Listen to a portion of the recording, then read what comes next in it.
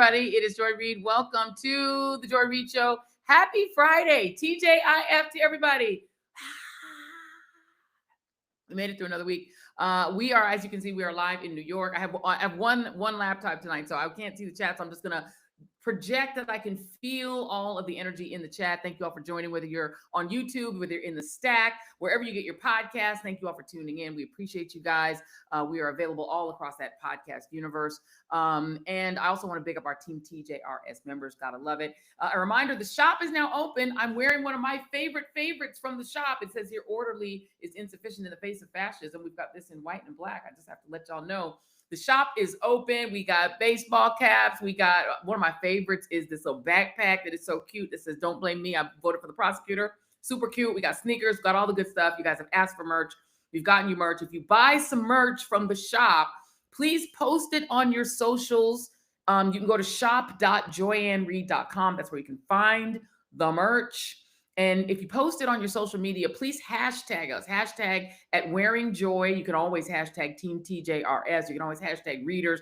Just let us know you're here so we can find you. But if you put Wearing Joy, we will find you and make sure that we know that you're there. So I want to start tonight with a poem. Sometimes we got to get a little poem. I'll give you a poem. This is a poem by an 18th century poet named Percy Bysshe Shelley. Now, fun fact, his wife, Mary Shelley, is the woman who wrote Frankenstein. Okay, sidebar. He kind of drowned in a boating accident in Sardinia at 29 years old in 1822. So it's kind of a tragic story. But before that, Percy Shelley wrote a bunch of poems. And the most famous of those poems is quoted in the final scene of Breaking Bad. If any of you guys watch Breaking Bad, this will sound familiar to you. And the second half of that poem, which is called Ozymandias, says the following. It says, "The hand that mocked them and the heart that fed, and on the pedestal these words appear. My name is Ozymandias, King of Kings. Look on my works, ye mighty, and despair. Nothing beside remains round the decay of that colossal wreck, boundless and bare, the lone and level sands stretch far away." So Donald Trump is a modern day Ozymandias, our would-be King of Kings, and a man who leaves nothing around behind him, beside him, nothing beside despair and wreckage. Just despair. So I want to tell you guys a story that I actually included in my Trump book, The Man Who Sold America, which you can also buy in the shop if you want, but which is actually pretty well known to New Yorkers and to preservation, people who are in the sort of preservation and art world. So back in October of 1979, New York City's Planning Commission approved a special permit for Donald J. Trump to build a 56-story mixed-use tower on the site of the Bonwit Teller department store on Fifth Avenue. It was a beautiful store. Hashtag, a little sidebar, I should say. My godmother, Auntie Bernice, actually used to work in that store. She was one of the few Black women who was allowed to work in front of house rather than like behind house, where Blacks normally were forced to like work in the back, like in the stock room. But she actually worked in the front serving customers. She was Jamaican. So they were like, well, she's like semi-Black, so we'll just put her in the front, right? So she actually worked there, loved working there. And like a lot of famous Black people were there. Think of like Bergdorf Goodman or like a really higher level Bloomingdale, something like that. So Trump bought the building that Bonwit Teller was in. And he later wrote in his book, well, he didn't write Art of the Deal, but he wrote in the book Art of the Deal, which he didn't actually write, that in December of 79, a representative of the Metropolitan Museum of Art asked him if he would donate these two 15-foot tall Art Deco bas-relief sculptures. They were these semi-nude goddesses that were like the feature of the Bonwit Teller building. And also a big 15 by 25-foot nickel-plated grill from the facade of the building. These were the things on the outside that made the building like iconic. And he said the friezes if they could be saved, he'd be happy to donate them to the museum. He wrote in the Art of the Deal, but he later confirmed that in writing, he didn't do that. So in June of 1980, even though he was asked to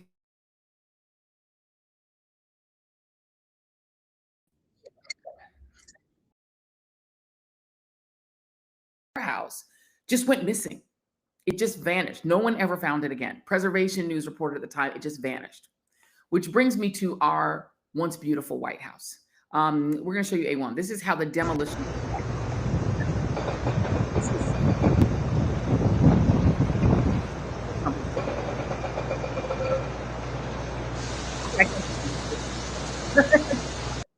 That is what Donald Trump has done he's Bonwit-Tellered the White House. The east wing of the White House is gone. He took it all away. Now, I want you guys to watch this short while we wait for our guest is here, but we're gonna bring it on in a moment. But I want you to listen to Donald Trump over the course of this year lying about this ballroom. This is A2.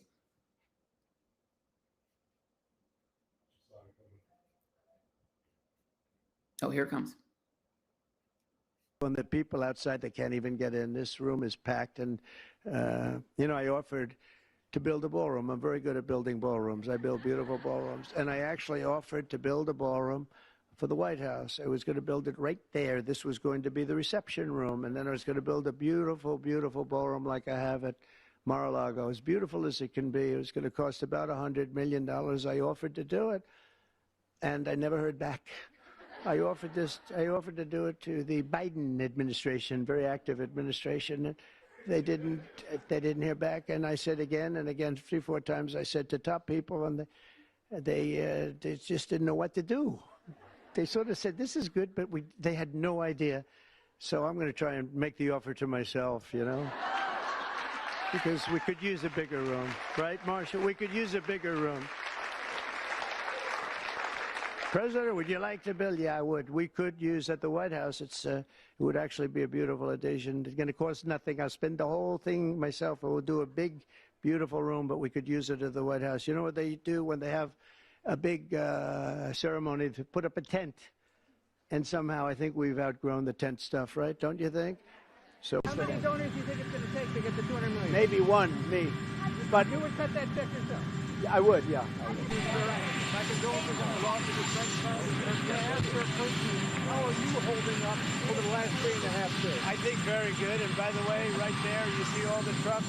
They've just started construction of the new ballroom for the White House, which is something they've been trying to get, as you know, for about 150 years. And it's going to be a beauty. It'll be an absolutely magnificent structure. And I just see all the trucks. We just started, so it'll get done very nicely, and it'll be one of the best anywhere in the world, actually. It won't interfere with the current building. It won't be. It'll be near it, but not touching it, and pays total respect to the existing building, which I'm the biggest fan of. It's my favorite. It's my favorite place. I love it. But many people were surprised that the entire East Wing is being demolished, because you had said initially that the ballroom would just touch or would not. Well, touch certain it. areas What are being happened? certain areas are being left. We determined that after really a tremendous amount of study with some of the best architects in the world, we determined that really knocking it down, trying to use a little section. The East Wing was not much. There was not much left from the original. It was over the course of 100 years, it was changed. The columns were removed, and it was a much different building. Then a story was added on in 1948, 1949. There was a story added on, which was not particularly nice. And the building was very, very much changed from what it was originally. It was never thought of as being much. It was a very...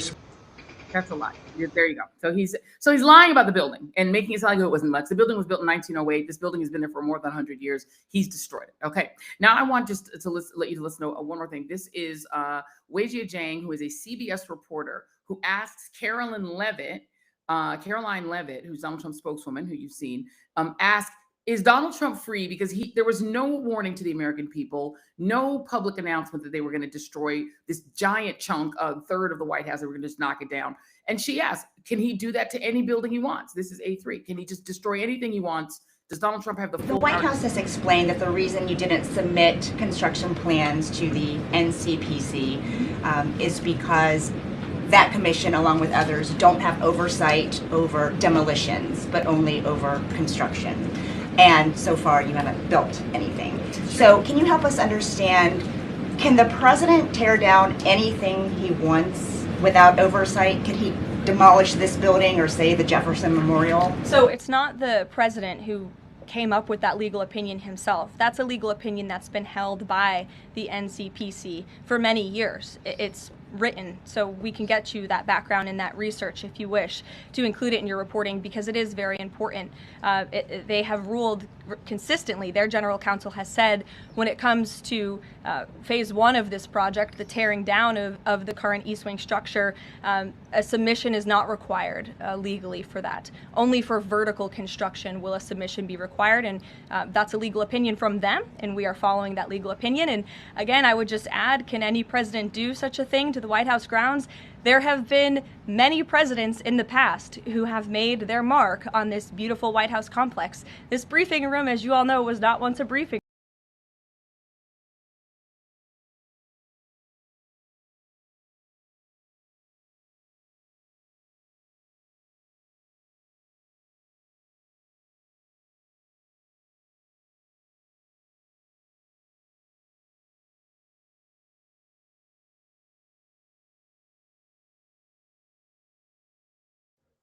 Okay, sorry about that. Sorry, I was on mute. So that was CBS News. Now let's play a little bit more, and I'm going to show you something else CBS News is reporting. CBS, which is still mainly doing news, but here is not the Wei Jiajing version. This is actually CBS doing something that's a little bit less, less authentic. They go in and they accept the idea that the administration, the regime, has said that the building is going to be modernized. They're allowing the administration to push forward this idea that it's being modernized. They say the movie theater, which is gone now, it's under the rubble like Gaza. They're saying that's also going to be modernized, according to the officials. Modernized. Interesting. That's not the way it normally works.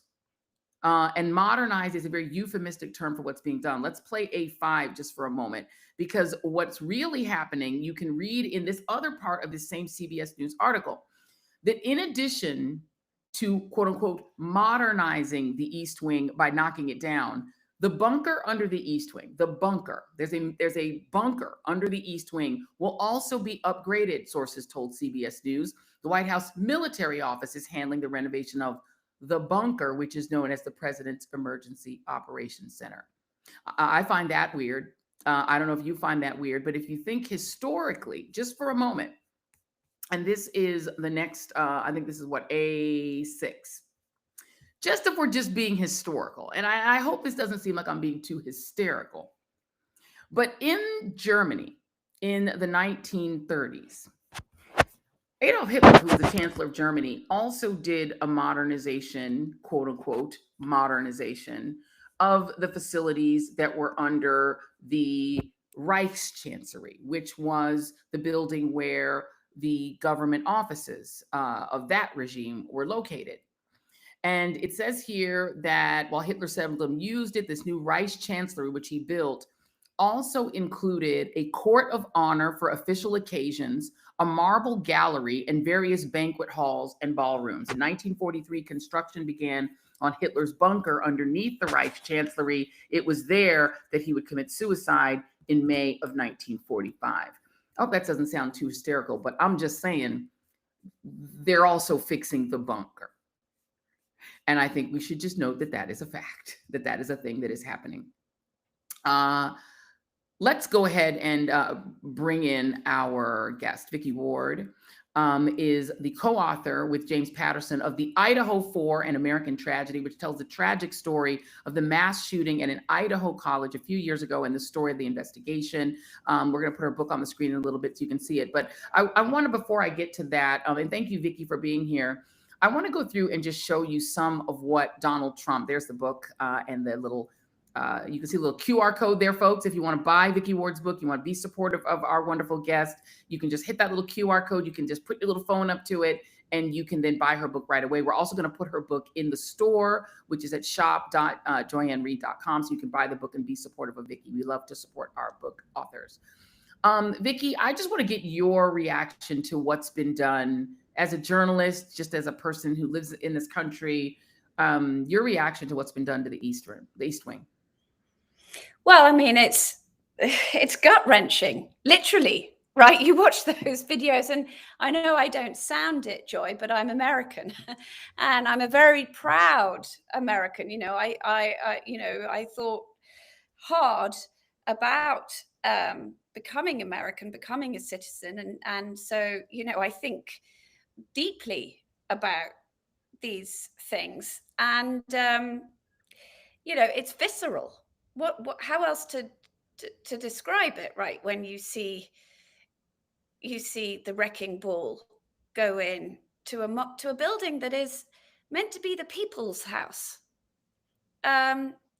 It's really extraordinary. I know President Trump. I knew him when he was a real estate developer in New York, because I wrote a book about real estate in New York. And, yet again, this is the theme of both his presidencies, that for him, there's no difference between his office in Trump Tower, his real estate family office, and 1600 Pennsylvania Avenue.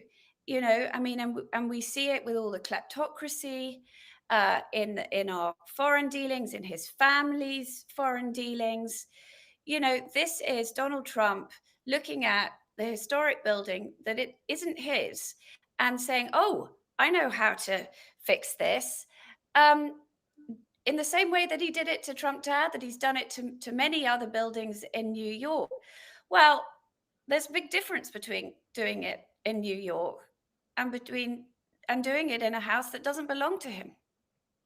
Yeah, and it's the same way. And I told that story about, my godmother working in the Bonwit Teller building. And I can remember driving her by Trump Tower a few years ago, because she just hadn't connected in her mind that Trump Tower was where she used to work. And she worked in the building when it had the beautiful friezes and the gorgeous artwork.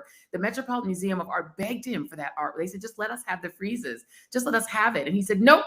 And he just smashed them to pieces, just ripped them down. No thought to the historical value of the building. Didn't care. She didn't even, it really struck her emotionally, because she, and like you, was a naturalized citizen who I think you come to it a different way. You've chosen the country deliberately. Yeah. And then the country you chose is something odd. I want to show you just a few pictures. This is the New York Times. They went through and they talked about the dramatic changes that he's made to the White House.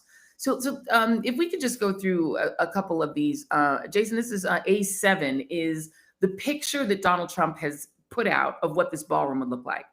It looks a lot like what he was marveling at when he went to Qatar, because he was so marveling. They're beautiful, golden orbs and all the stuff that he saw, and he was just gaga over it. This is what he's going to put in place of our East Room. Let's now look at the Rose Garden. Donald Trump has taken the beautiful Rose Garden. If anyone's ever, I'm so sad that not every American's gotten to go and see the White House. It was a beautiful building. And Jackie Onassis had Jackie Kennedy had put this incredible, beautiful Rose Garden in. He's paved it over. It looks like a low rent Marriott. It's hideous. He's put this like paved, nasty, horrible thing that looks like Mar-a-Lago, to your point. Let's go through the previous Oval offices. The previous Oval offices were, I thought, quite tasteful. Going back to, I wasn't a fan, but George W. Bush, I thought it has very tasteful, his Oval Office, Barack Obama's, Joe Biden's. You can see all these even Trump's previous Oval wasn't that bad. And now let's look at the Oval Office now. It is A10. It is a horror. I'm sorry. That is the tackiest monstrosity I think I've ever seen. Your thoughts? I hate to tell you this, but it reminds me of Donald Trump's office as it was back in New York, where he had plastered the walls with magazine covers of himself. And so now he's plastered the walls with all his forebears, and there he is, strategically positioned in the center. I just go back to something that you said, Joy, earlier in the segment about questioning, the legality of all of this. Real estate developers, particularly New York real estate developers, who are famously the most ruthless of them all because there's so little space and such competition within it. There's a mantra in this world, which is,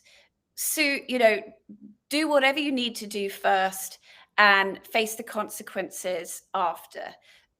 sue somebody else and wait to be sued with a view that,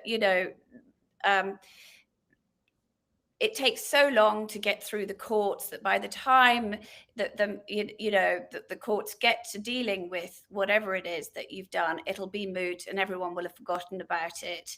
And that is just a way of existing. And so, he won't be remotely worried or care about the legal ramifications of what he's doing, because he'll be out of office by the time this catches up to him. And his view of it will be that he did the country a great favor by improving the ballroom, which, as you say, there is a strong Qatari influence. But we know he's always been predisposed to decorating this way. I mean, he loves gold and gilt. He does. And the signs are that he loves it even more.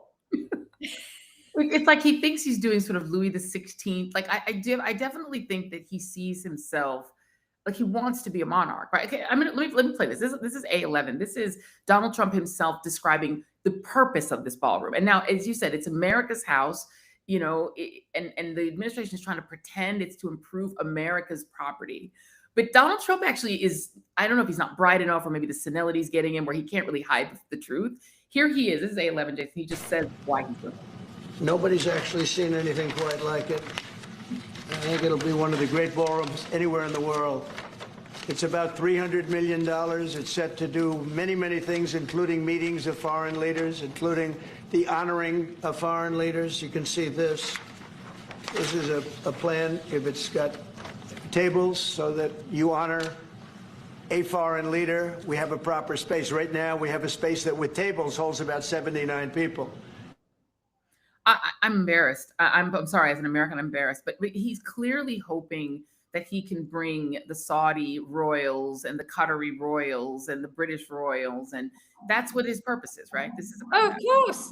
You know that he will have gone to one of these countries, and sort of the first thought that will have gone through his head is, our building isn't as gaudy as theirs. We've got to do something about this. Not thinking, of course, that, these people, many of these people are the rulers of autocracies. Yeah. and people whose money is ill-gotten and, live in palaces that they probably shouldn't live in. So, I mean, the whole thing, is classic Trump. Yeah. And he loves the 80s. And I think he can't get out of the 80s. And I've noticed everything he does, the people he associates with, it all harkens back to his golden era in his mind is the 80s. Let me pivot to other topic that I definitely want to talk to you about. This is Michael Wolff making, I think, a quite dramatic announcement, and would love to get your take on it. This is Michael Wolff, A12. Okay, I have an announcement. For those of you who don't know me, I'm Michael Wolff. I've written 4 books about Donald Trump.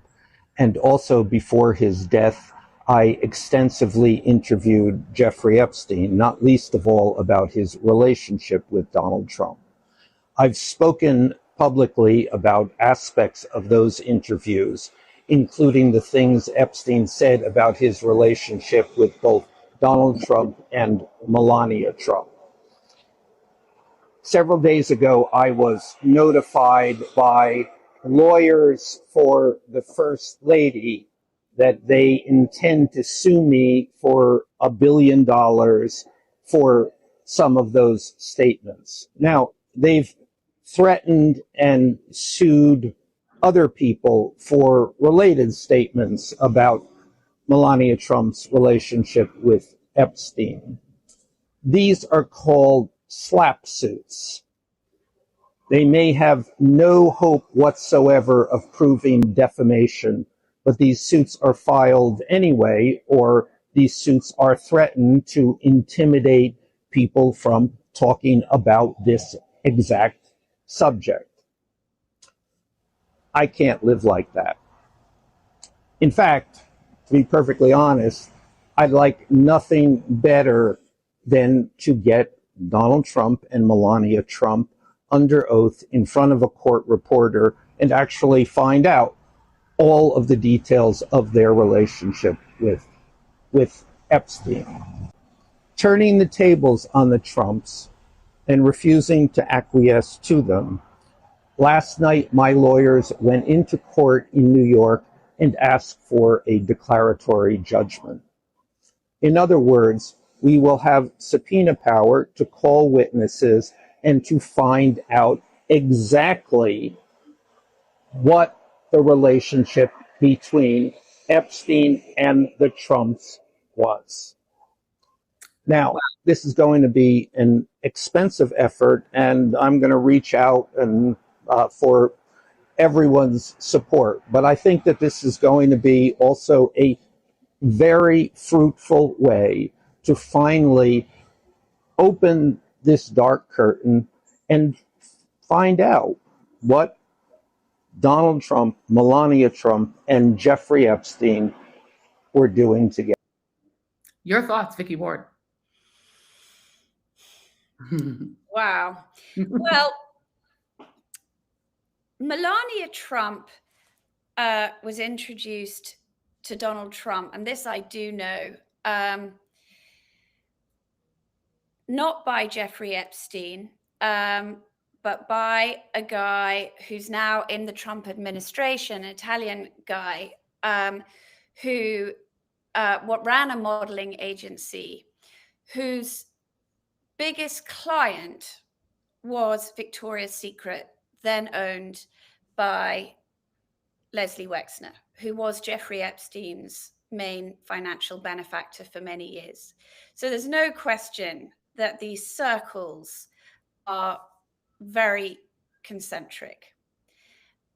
Michael knew, unquestionably, was the journalist who knew Jeffrey Epstein better than anybody else, particularly in the last years of his life.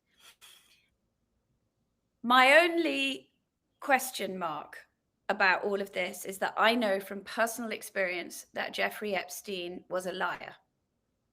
And so whatever, you never knew if what he was telling you was true, exaggeration, or just complete crap.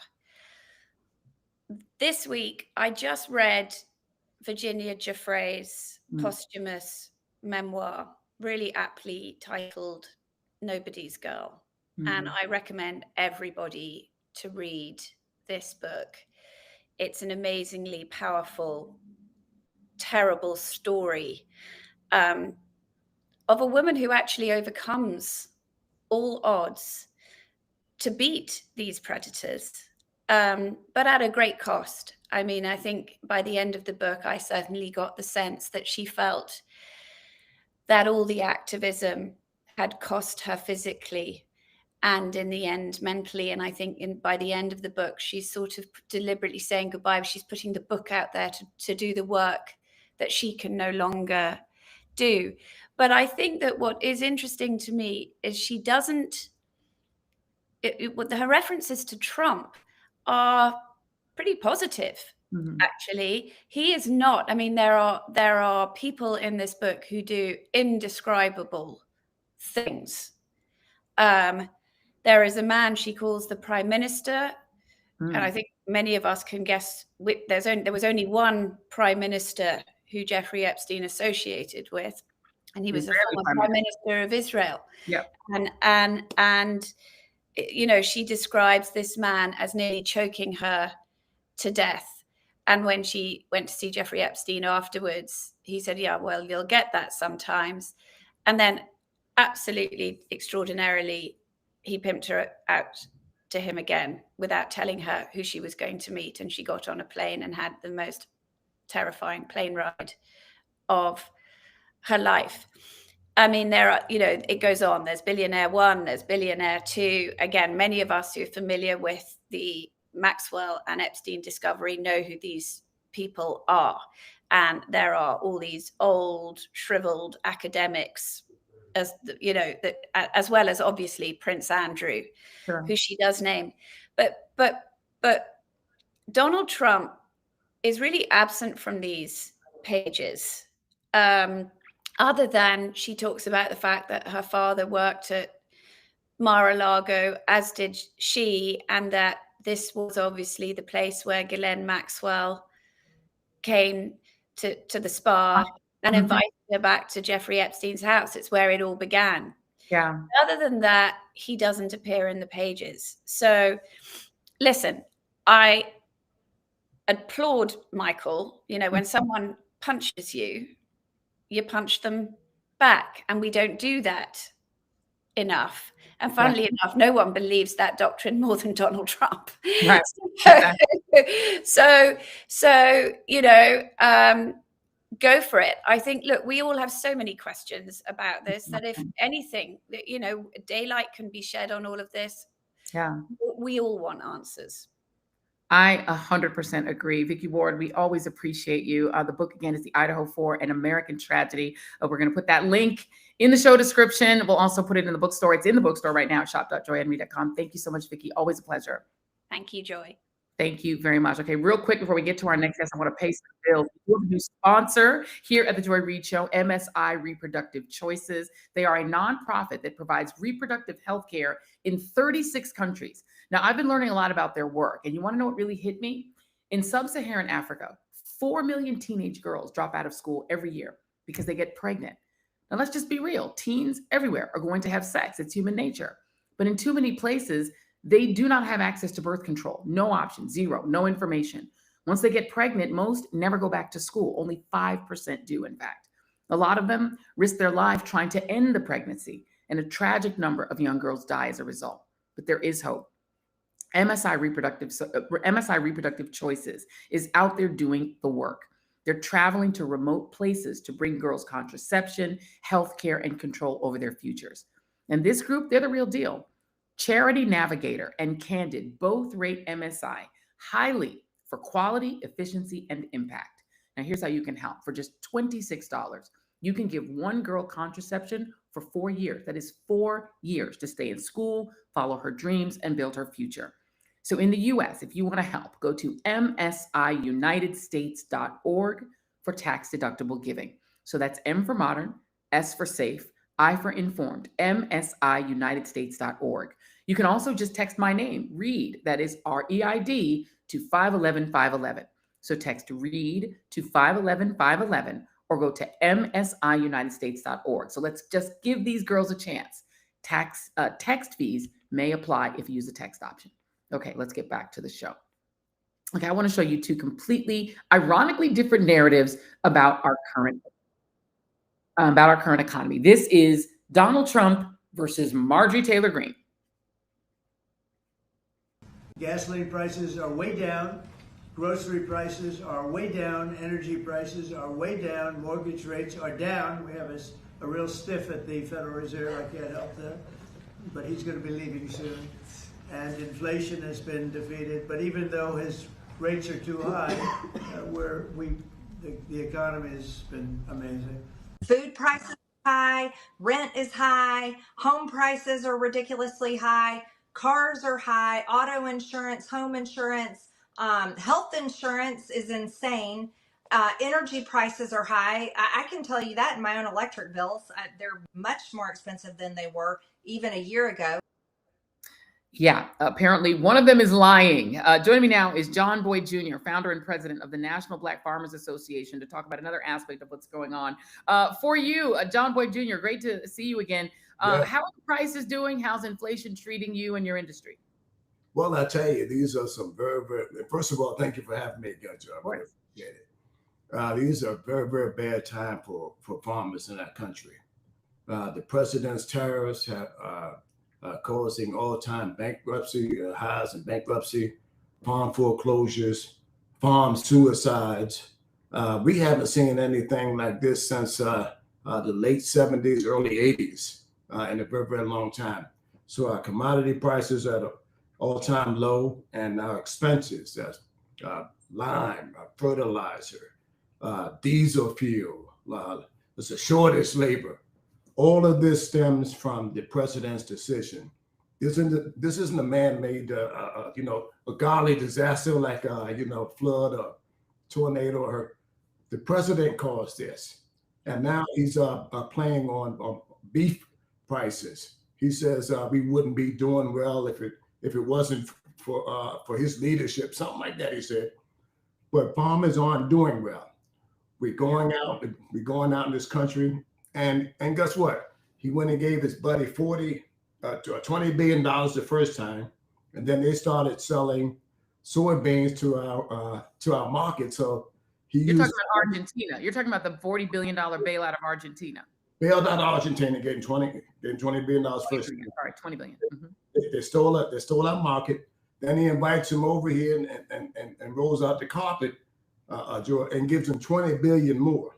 Yeah. And now he wants to give him our beef cattle market in this country. I mean, and he's talking about how good we're doing. I mean, somebody need to wake the president up and say, man, look, these farmers are doing bad. And Joe, close your ears for the first time. I've been out here 43 years. The first time I ever seen white farmers on television saying how bad they're doing and how they're on the brink of losing their farms and land. When you lose your farm, you take out a circulation in this country of generational skill set that can't be taught overnight. That's what you lose. I'm a 4th generation farmer, and I'm telling you firsthand, farmers are in bad shape in this country.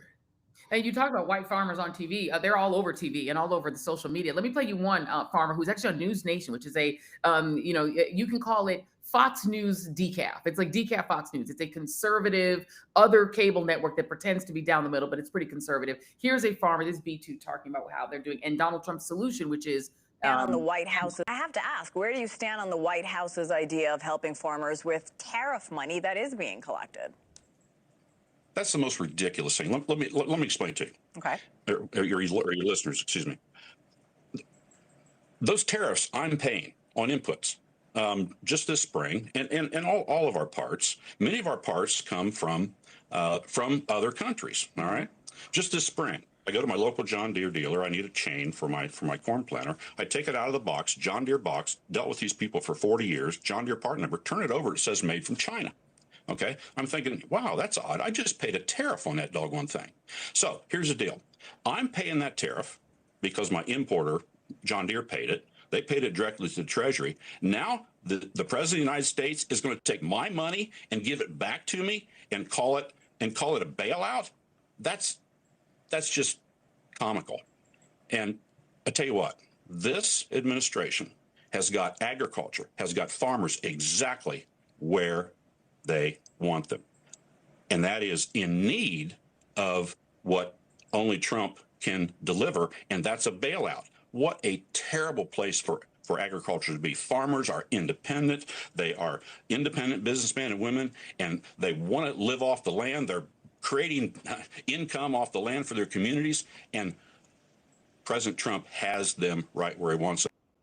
And so the bottom line that farmer is making an excellent point. The money that he's talking about using for the bailout is your money because the tariffs are paid by you. And then he's saying, oh, we'll just hand you back some of it as like a kickback in tariffs. But that doesn't give you back your markets. It doesn't mean that you're going to be able to sell your products overseas because the tariffs mean you can't sell them. The whole thing seems like circular logic. Well, you know what? The president he got played. He got played by his own friend, Joy. Gave him $40 billion. Look, and he got played. Mm-hmm. He got played, and guess what he calls himself? He calls himself, oh, I'm the best deal maker. I believe in putting America first. I love farmers. How many times have you seen a president have a press conference and he continues to say that he loves farmers? And guess what? You know, my hats off to that guy. Everything he said was correct, but he probably voted for him. Probably. Probably. Well, 99% of white farmers in this country voted for him. Yes. And when I came out for Harris, they thought I was crazy. I said, listen, you need to stick with that lady because she's probably going to take us in the right direction. This president took us down a road it's going to take a very, very long time for agriculture to come back in this country the way that he's taken grain, and now he's taken the cattle market, and he wants to give that away. The problem of it is, Joy, he can't say, I'm wrong. my tariffs are bad. And back when I was first started selling soybeans under his first administration, he came in and did what, imposed tariffs on China. The tariffs didn't work then, and they're not working now. And when he first came in office, I was selling soybeans for $16.80 a bushel. I could pay a few bills, pay a little college tuition, and go on to the next season. And now I'm selling soybeans for a little over $9 a bushel. And guess what, Joy? In my neighborhood here in Virginia, all the grain elevators are full. That means the buying stations that farmers take our trucks to sell grain.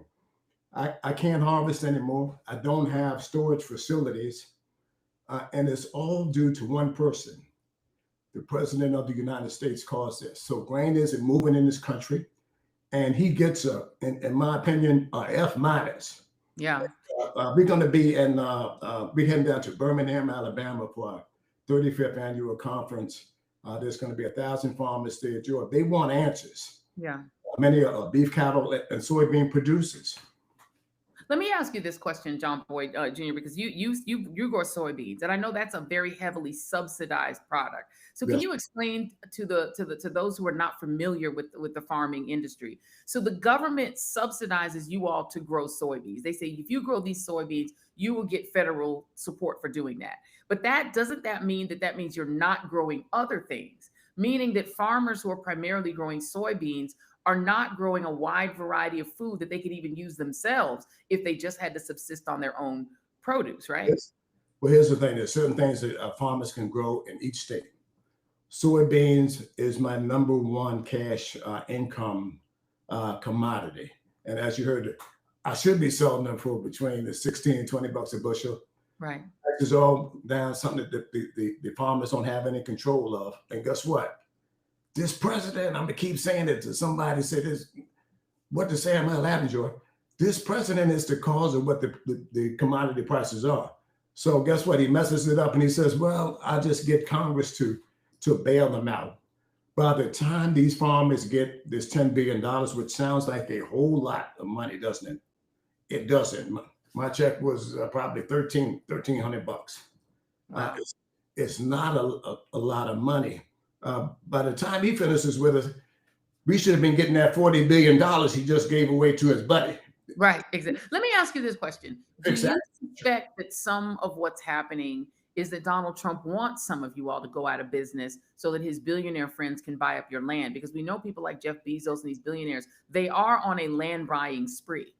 You know what? There's a couple of people.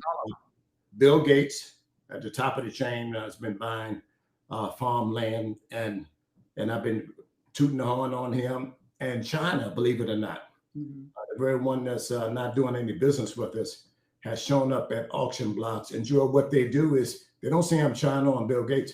They form a dummy corporation. That dummy corporation, and you be the president, somebody else.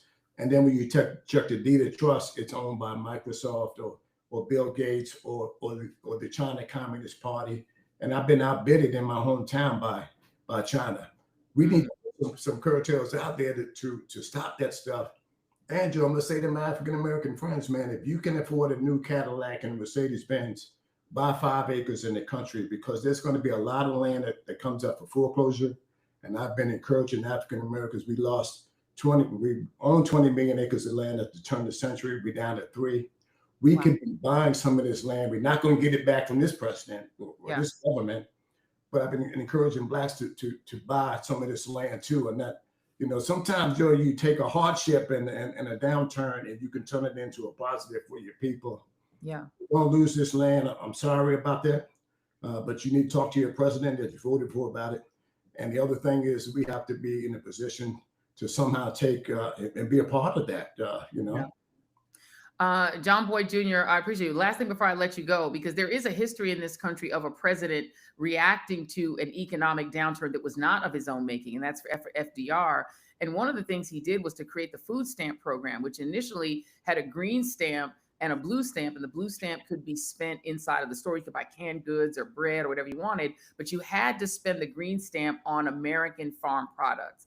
it was a huge support system for the agricultural industry, mostly white farmers. But this was a way that a president actually tried to help the farming community back during the Depression. What do you make of the fact that this president, as you said, he claims to love farmers, but he doesn't create programs that allow us as consumers to spend money with y'all? Because that would actually make more sense. If you created an incentive for the consumer to spend with you all, that would be different, instead of just giving you back your own tariff money that you spent in a bailout. Well, you know, and you hit the nail with, you hit the golf with the nail there, and that's what needs to happen. We need more programs that are for farmer friendly, that we can sell directly to the American people. That's what has to happen in this country. And for example, before I go, he's giving away the cattle industry to a foreign country. What kind of quality of beef is that? Has anybody asked the question? I raise good beef. I raise 150 head of beef cattle. I'm proud of my product that leaves my farm. What are we trading for? We need to hold this president accountable. And Joe, we want farmers to show up in Birmingham, Alabama. This coming up October 31st to November 1st. It's free to attend. People should come out and join us.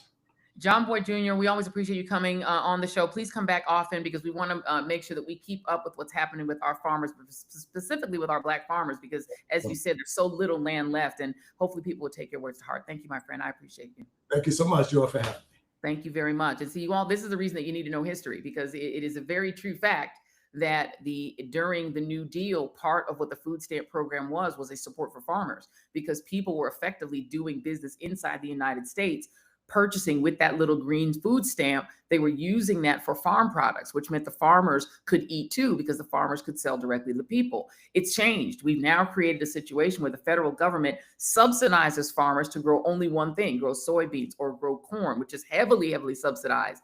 And then they basically take that corn and turn it into high fructose corn syrup and put it in your bread and put it in your potato chips, but they're not growing other things.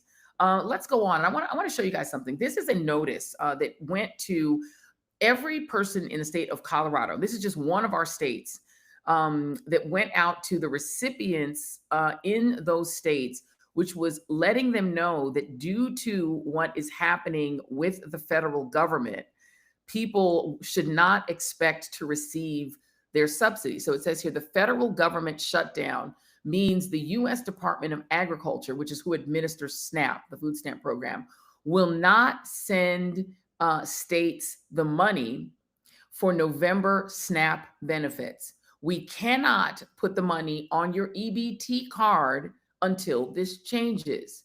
This is a change signaling all SNAP households and cannot be appealed. And it says, if you need more food resources during the government shutdown, we encourage you to reach out to your local food banks or community agencies in your area. Essentially saying, if you are hungry, you're going to need to go to a food shelter, because we don't have the ability to help you. I want to now take you to Fairfax, Virginia. This is the line for a food bank in Fairfax, Virginia. And I got this from a source who said that the line stretched for miles. This is in Fairfax, Virginia. And the person who sent this and who was sitting in that line and who took that picture is actually a federal worker. So federal workers, who are numerous in the state of Virginia, are lining up for free groceries. And they said they wanted to go ahead and wait in the line because they figured it was worth waiting in the line to get some free groceries at a time when they were not able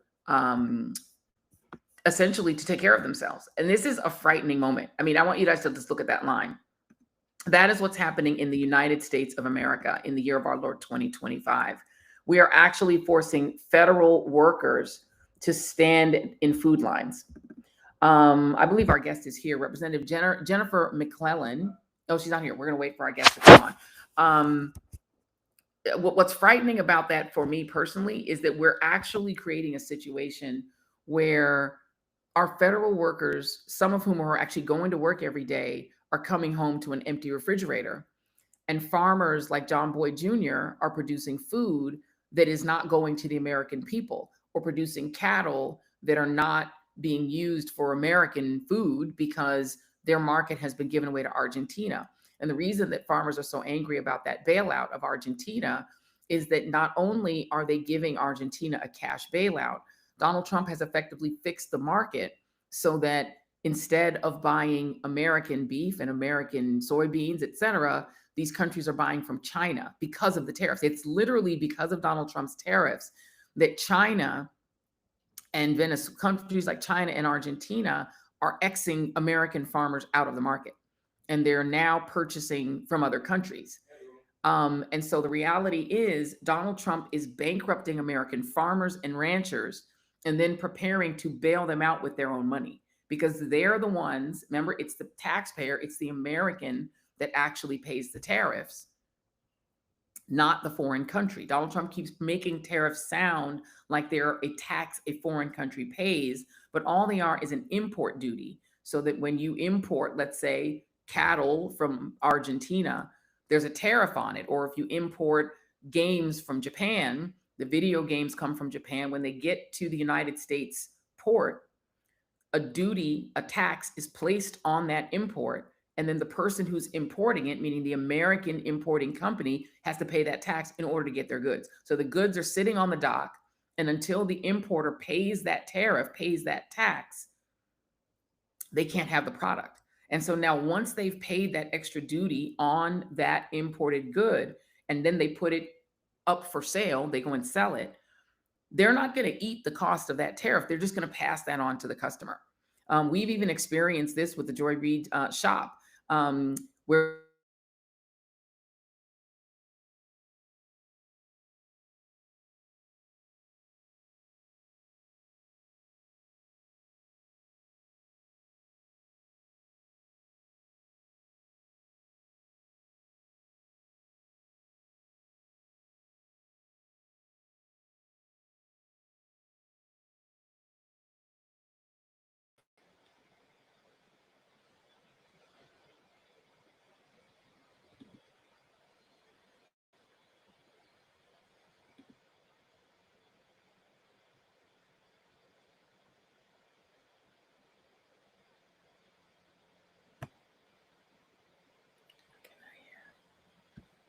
I can't hear you.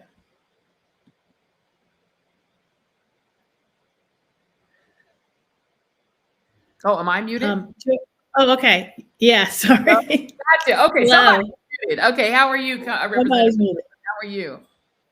I'm good. How are you? Wonderful, thank you. Let's talk about this situation where I showed a Colorado notice that folks in Colorado have been getting in their emails as of this week, saying there's no way that your SNAP benefits card, your EBT card, will not be filled up in the state of Colorado because the SNAP benefits have run out and because of the government shutdown. Those notices are going out all over the country, not just in Colorado. I'm sure they're going out in Virginia as well. Talk about what kind of crisis. We also showed in the state of Virginia a long food line, a line that people were lining up, and there were federal workers in that line going to get free groceries from a food bank. We're facing an impending hunger crisis, I'm assuming. Yes. Yes, and frankly, this is a crisis of the Trump administration's own making, because their own contingency plan for a federal government shutdown that the USDA had posted on their website, and then it's mysteriously disappeared, said that they would use the contingency funds, which has about $6 million in it. And in prior shutdowns, there was funding put in place to continue SNAP benefits. There has been a bill sitting in a committee languishing since March, filed by Congresswoman Amelia Sykes of Ohio that I co-sponsor, that would have added 3 months worth of funding in the SNAP contingency fund in the case of a shutdown. Mike Johnson hasn't called the House in for a hearing or for a vote on anything for over a month. But again, that bill has been there since at least March. And so if the Trump administration can find $20 billion to bail out Argentina because his new fellow ultra-conservative president friend asked him to, he could find money to extend SNAP benefits. But again, this whole shutdown started because Republicans would rather shut down the government than address the healthcare crisis of their own making. And on top of that, the draconian cuts to the SNAP program they put in place. So I think, as my fellow Democrats on the Agriculture Committee will tell you, over the past years, the Republicans have been trying to undermine and end SNAP by hook or by crook. And this is the latest attempt to do that. Let's talk about some of the things that were in the CR, because one of the arguments the other side is making is, well, Democrats could just join Republicans on the Senate side and just pass this clean CR. But that clean CR seemed like a dirty CR to me, because from what I understand, they not only allow the healthcare subsidies under Obamacare to expire, but they cut things like Meals on Wheels, Head Start, food stamps, aka SNAP, and even school lunches. Is that accurate? So let's go back. The last clean CR we passed was back in December. Since then, Republicans passed a CR in March that included cuts to programs for seniors, for veterans, for children. And they said, come on board this. And Democrats were not going to throw our seniors, our veterans, our children under the bus. Then on top of that are the cuts from the big ugly law, the draconian Medicaid cuts that'll strip millions of Americans of their health insurance, the failure to extend the ACA tax credit, so it'll strip millions more, kicking 42 million people off of SNAP, a third of them children, just the top ugly things in that big ugly law. Then there's the rescission.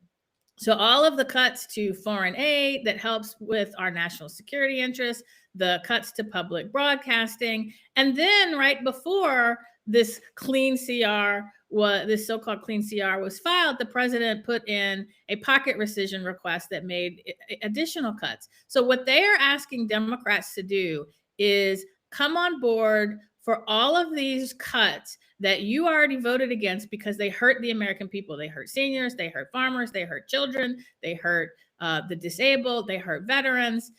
That is what they are calling a clean CR. And in the process, come November 1st, millions of Americans are going to go to open enrollment for their health insurance, and they are going to see their health insurance priced out of reach.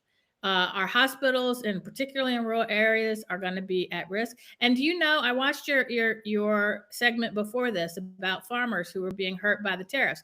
Do you know where a lot of farmers get their health care? From the Affordable Care Act, from the marketplace. So they are also, now that they are not selling their soybeans, now that they are seeing record low prices for everything other than beef, they are now going to see their health insurance rates skyrocket as their hospitals are at risk of closing in those rural areas. And just for those who are listening, and we use, I try not to do it, but I did it myself. We use these terms, these catch-all terms. CR means a continuing resolution. That just basically means a bill that's on the floor that everyone is supposed to sort of pass it on unanimously, right? If you just a CR, and then what is rescission? Explain CR and rescission. Continuing resolution is yes, thank you. That's a very good point. But before I explain rescission, let me say one thing about the continuing resolution funding bill. It only extended current funding to November 21st. Okay. With the idea, well, we'll have time to negotiate these 12 appropriation bills that Congress still needs to pass for full funding through September 30th, 2026. Nobody's meeting. House Republicans haven't been in Washington since September 19th. So when are they supposed to negotiate these bills? Now, what a rescission bill is, once Congress appropriates money and says, this is how much we want spent where, then a rescission bill says, nope, we changed our mind and we want you to cut that funding right now, not going forward. I think we might have lost Representative McClellan. I think that the internet might have eaten our congresswoman, but what she was trying to explain, and we apologize for, I don't know what happened, but I think she popped away. But sometimes, look, we are out here in these internet streets, and sometimes the internet just says, no, you're not staying on here. So she popped off. But Jennifer McClellan, we want to thank you so much for coming on. We appreciate you.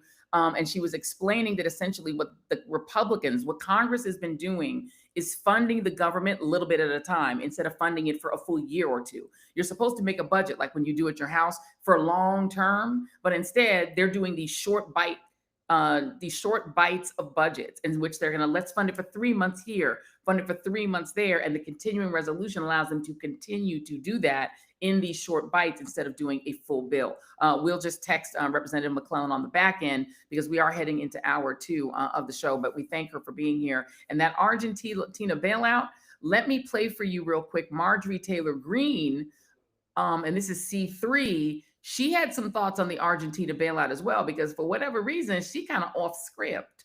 So Jason, let me know when you got C3. Because take, for example, this $40 billion bailout for Argentina. That's probably one of the grossest things I've ever seen. And I have no idea who is telling our great president, our America First president, that this is a good idea. Because it's honestly, it's a punch in the gut to all of our American cattle ranchers, and they are furious, and rightfully so. And at the same time, I can't think of another country that's further away from the United States of America than Argentina. It's literally at the bottom of South America in the Southern Hemisphere, and we're all the way up here at the top.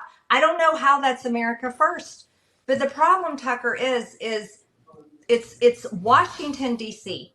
is unchangeable, absolutely unchangeable. And they have hijacked our movement, and they're taking it away from the campaign promises of America First and turning it into everything that we hate. We hate globalism. We hate bailing out foreign countries. We hate foreign wars. We hate industries overseas. We want industries supported here at home. And you got people talking about it. People are not silent anymore. When Marjorie Taylor Greene seems like the voice of reason, you know something is wrong. Let me just explain to you guys what all of this is about. This is how the Nation reports it. I don't have anything to put on screen, but I'm just going to read it to you. Earlier this spring, Donald Trump's tariffs on China prompted the country to halt purchases of U.S. soybeans. That's what John Boyd Jr. grows, soybeans. Then he offered a $20 billion bailout to Argentina, whose soybean crop sales to China have replaced those from U.S. farmers. So they've been selling to China instead of U.S. farmers selling to China. China's getting the stuff from Argentina now. That's Donald Trump's friend. And this week, Trump announced that the United States would buy beef from Argentina to bring down prices for U.S. consumers. If you turn over tin beef, or what do you call it, corned beef, turn over your tin beef, your corned beef. A lot of it's made in Argentina. It's not made from U.S. beef. It's made from Argentinian beef. They're a big beef producer. So in order to bring down the price of Argentinian beef for U.S. consumers, Trump offered to buy a bunch of it from Argentina, opening a rift between him and another block of rural supporters, meaning cattle ranchers, whose top industry group on Wednesday disavowed the president, blah, blah, blah, blah, blah. And so what's happening is that you also had, because Javier Milei, who is the Trumpy president of Argentina, he's Trump's buddy. And so a lot of Trump's friends invested in his new economy, and to make the economy whole, he got a bunch of them to invest in that economy, and then the economy started to falter. So this is what's happening. We're propping up Donald Trump's friend in Argentina because a lot of billionaire U.S. investors invested in Argentina on the idea that it was going to become this, right-wing economy of their dreams. So anyway, that's what's kind of hour 2 of the Joy Reid Show. Let's get in this hour to a couple of things that are happening around the country. Let's start with the protests against ICE. This is New York City. This is D1. This is people who went to march in New York City against all the ICE raids that have happened on Canal Street and elsewhere, in which they're harassing anybody who isn't white on the streets of New York. Let's see if we have D1. This is the protest against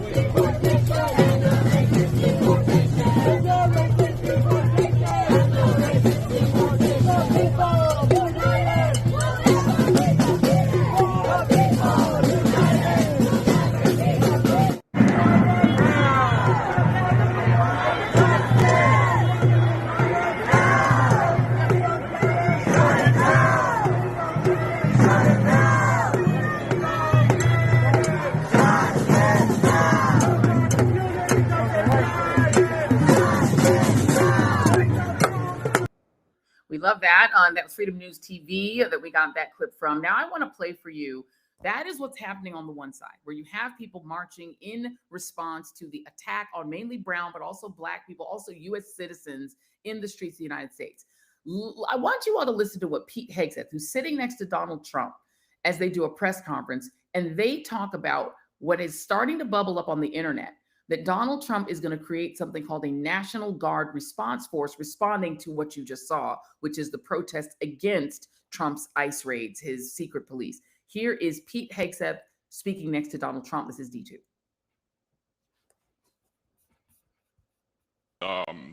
Sir, a memo circulating on social media details the establishment of a National Guard response force that's going to be trained in crowd control and civil unrest and deployed in all 50 states by April of 2026.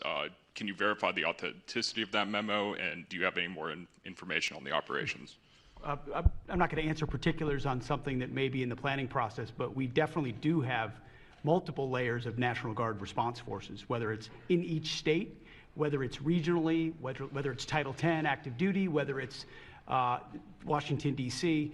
We've got a lot of different ways that constitutionally and legally we can employ Title 10 and Title 32 forces, and we will do so when necessary. He just says a lot of title. He just uses a lot of like gobbledygook and numbers. He's basically saying, yes, we're creating a National Guard response force. He's basically confirming the story. Now, this all happens as Popular Info has a story that should send shivers through your entire body and frame. Popular Information reports that ICE has boosted its own internal weapons spending by 700%. That is not a typo, not 7%, not 70%, by 700%. A Popular Information investigation reveals that tens of millions in new ICE spending on guns, chemical weapons, and explosives. Guns and explosives. Why would they need that? I want you guys to again think about the fact that Donald Trump is not just tearing down the East Wing of the White House, but also reinforcing the bunker that's under the East Wing of the White House. And then think about the fact that ICE, his secret police force, is now boosting its spending on chemical weapons and munitions by 700%. And then I want you to think about what federal law enforcement is doing in this moment. While they're having secret police attacking brown and black people in the street, while you have mainly Southern troops, National Guard troops coming up to the north to cities like Portland and Chicago to Los Angeles, occupying those cities and brutalizing people in the street, or at least menacing them in the street, having secret police doing it. And then I want you to think back to the stuff they're not investigating on the FBI side. Listen to this clip of Elon Musk and Tucker Carlson. This is from during the 2024 election. Elon and Tucker did an interview together on one of their two podcasts, and this is D4, and they talk about the Epstein Files. Take a listen to this. You know, I think part of why Kamala is getting so much support is that if Trump wins, that Epstein client list is going to become public. Yes. And some of those billionaires behind Kamala are terrified of that outcome. Yeah. Do you think Reid Hoffman's uncomfortable? Yes. Yeah. And Gates. And Gates. Yeah. And I only ask that because you just look at them and you're like, that's a nervous person right there. I don't know. I mean, I assume you know them. Yeah. Yes. Reid Hoffman was my vice president of business development at PayPal. Yeah. 24 years ago. Does he seem nervous to you? Yeah, I mean, he's terrified of a Trump victory. Because of the disclosure that would follow? I think, yeah, I mean, I think he's certainly ideologically not aligned with Trump anyway, but I think he is concerned about the Epstein situation. Like something might actually, the DOJ might actually move forward. Okay, let's stop there. Stop there.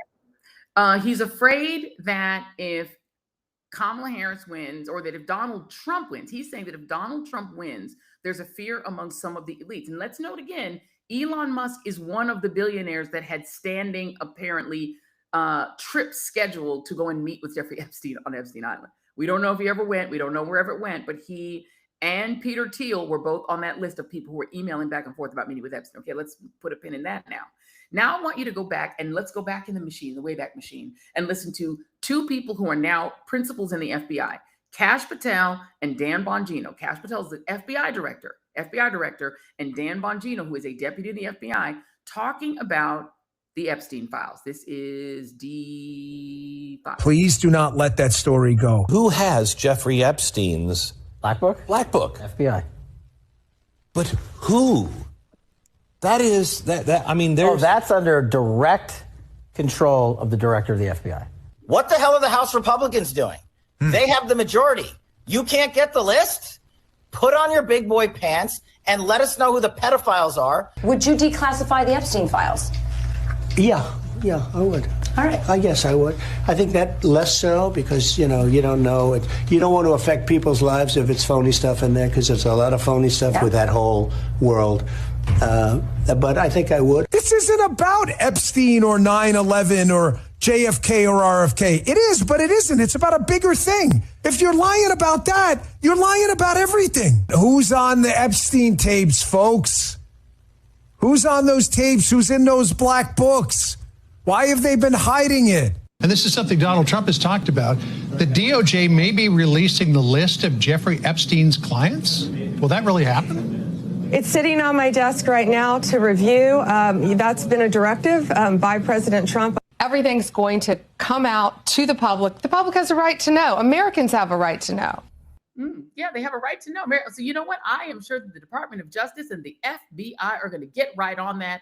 Here's their latest press conference, definitely, for sure, announcing that they are opening the doors. They're going to throw open the information and give you guys all the information you deserve to know about the Epstein Files. Here it is, D6.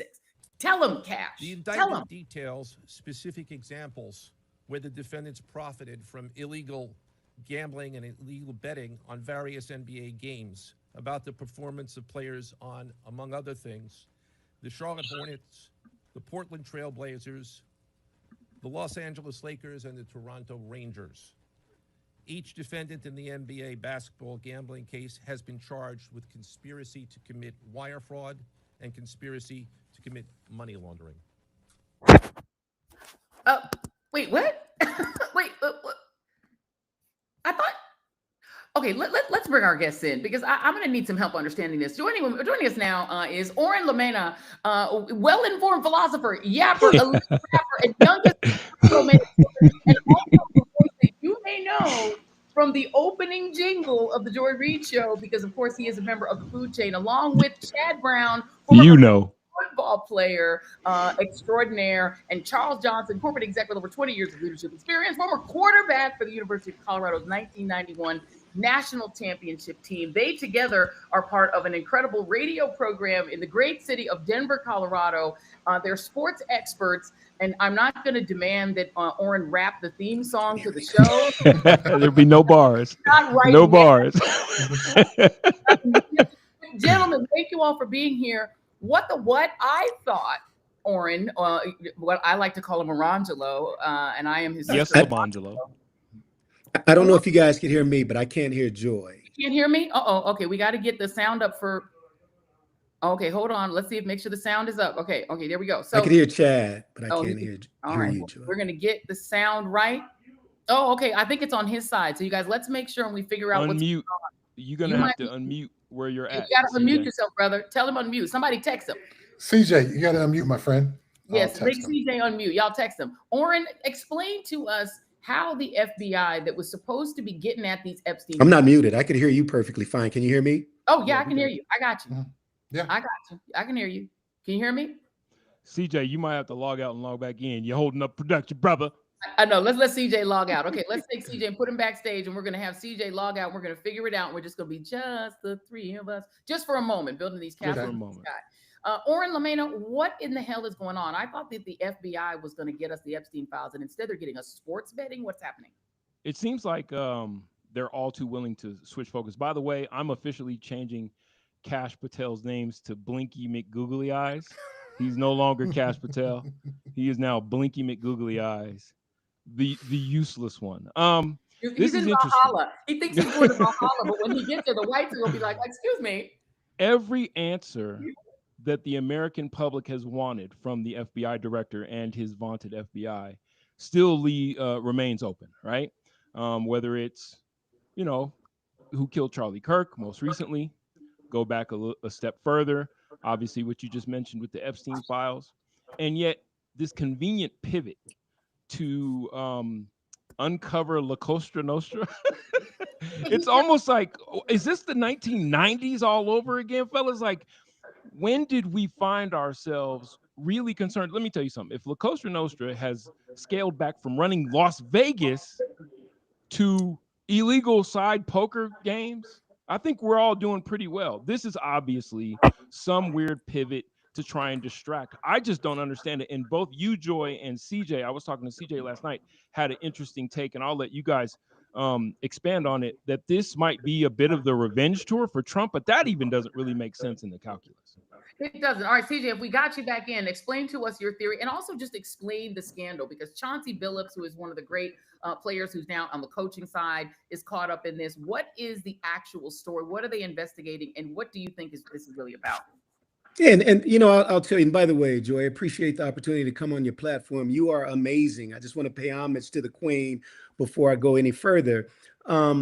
Here's what I'd say. I do think that this is the next chapter in the Trump revenge tour, a retribution tour. If you think about the 4 sports leagues, major sports leagues, one of which Chad played for 15 years in the National Football League, they all have a distinct sort of demographic profile. The NBA is the Black League.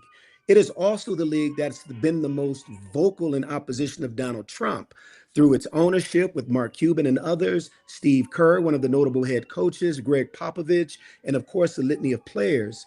And so I think there's a throughput with what you presented in your last block and what we're talking about now. I think there's a consistency there. And so he's going to try to extract his pound of flesh from the National Basketball Association and embarrass it as much as possible. Now, as it relates to Chauncey specifically, the thing that really gnaws me is I still don't know the story. They use words like Chauncey's the face card, right? As if that's right, in and of itself some menacing thing that you do. Every celebrity that I know is a face card for an organization when they want to attract people to their event. Chad Brown probably gets a call once a week for someone, now that we're using the term face card. They need Chad to be their face card. That in and of itself is not a crime. They haven't connected the dots. So I feel like there is a presumption of innocence, but a presentation of guilt. And by the way, the face of this story from top to bottom, with all the people that are supposedly engaged in it, are Black faces. Exactly. And I'm saying, wait a minute. The face of La Cosa Nostra, whatever it is, I forgot how you even pronounce it, are Black faces? You would think that Chauncey Billups was the Bob Moss for the Gambino family, the way this thing has been presented. And I think it's just too easy to demonize Black bodies in this case, in allegations of gambling in sports. That's consistent with what we see in society at large. Right. And Chad, I mean, the thing that, well, first of all, and they also made up a team. I don't think there's a such thing as the Toronto Rattlers. Now, I'm not saying that I'm an expert related. You all are the sports broadcasters, not me. Last I checked, there weren't no Toronto Rattlers. They done made up a whole team that does not even exist in order to right. And so, Chad, to talk about this a little bit, because it definitely feels to me like it's very pleasing to Trump because it's Black faces being said to be criminals, and he's angry that he was, shown to be a criminal and indicted, and so he's looking for people to demonize, and Black people are his favorite target. But it also, to me, because they're going up talking about it being a crime family in the mafia, it feels like it's feeding his obsession with the 80s. Right? Because we haven't really heard, these are stories that seem like very 80s, early 90s, which is his favorite era. I think as you get older, certainly you get locked into an era. And to your point, Joy, I think Trump is locked into an era. And I got to repeat after my friend CJ here. It's great to be on with you, Joy. Long admired your work. So happy to be on the podcast with you. But Trump has always used whatever he can to be divisive. When we're talking about the NFL and the national anthem protest, he inserted himself into that to be divisive and create them and us. Now he's doing the same thing here. Here's these millionaire Black athletes.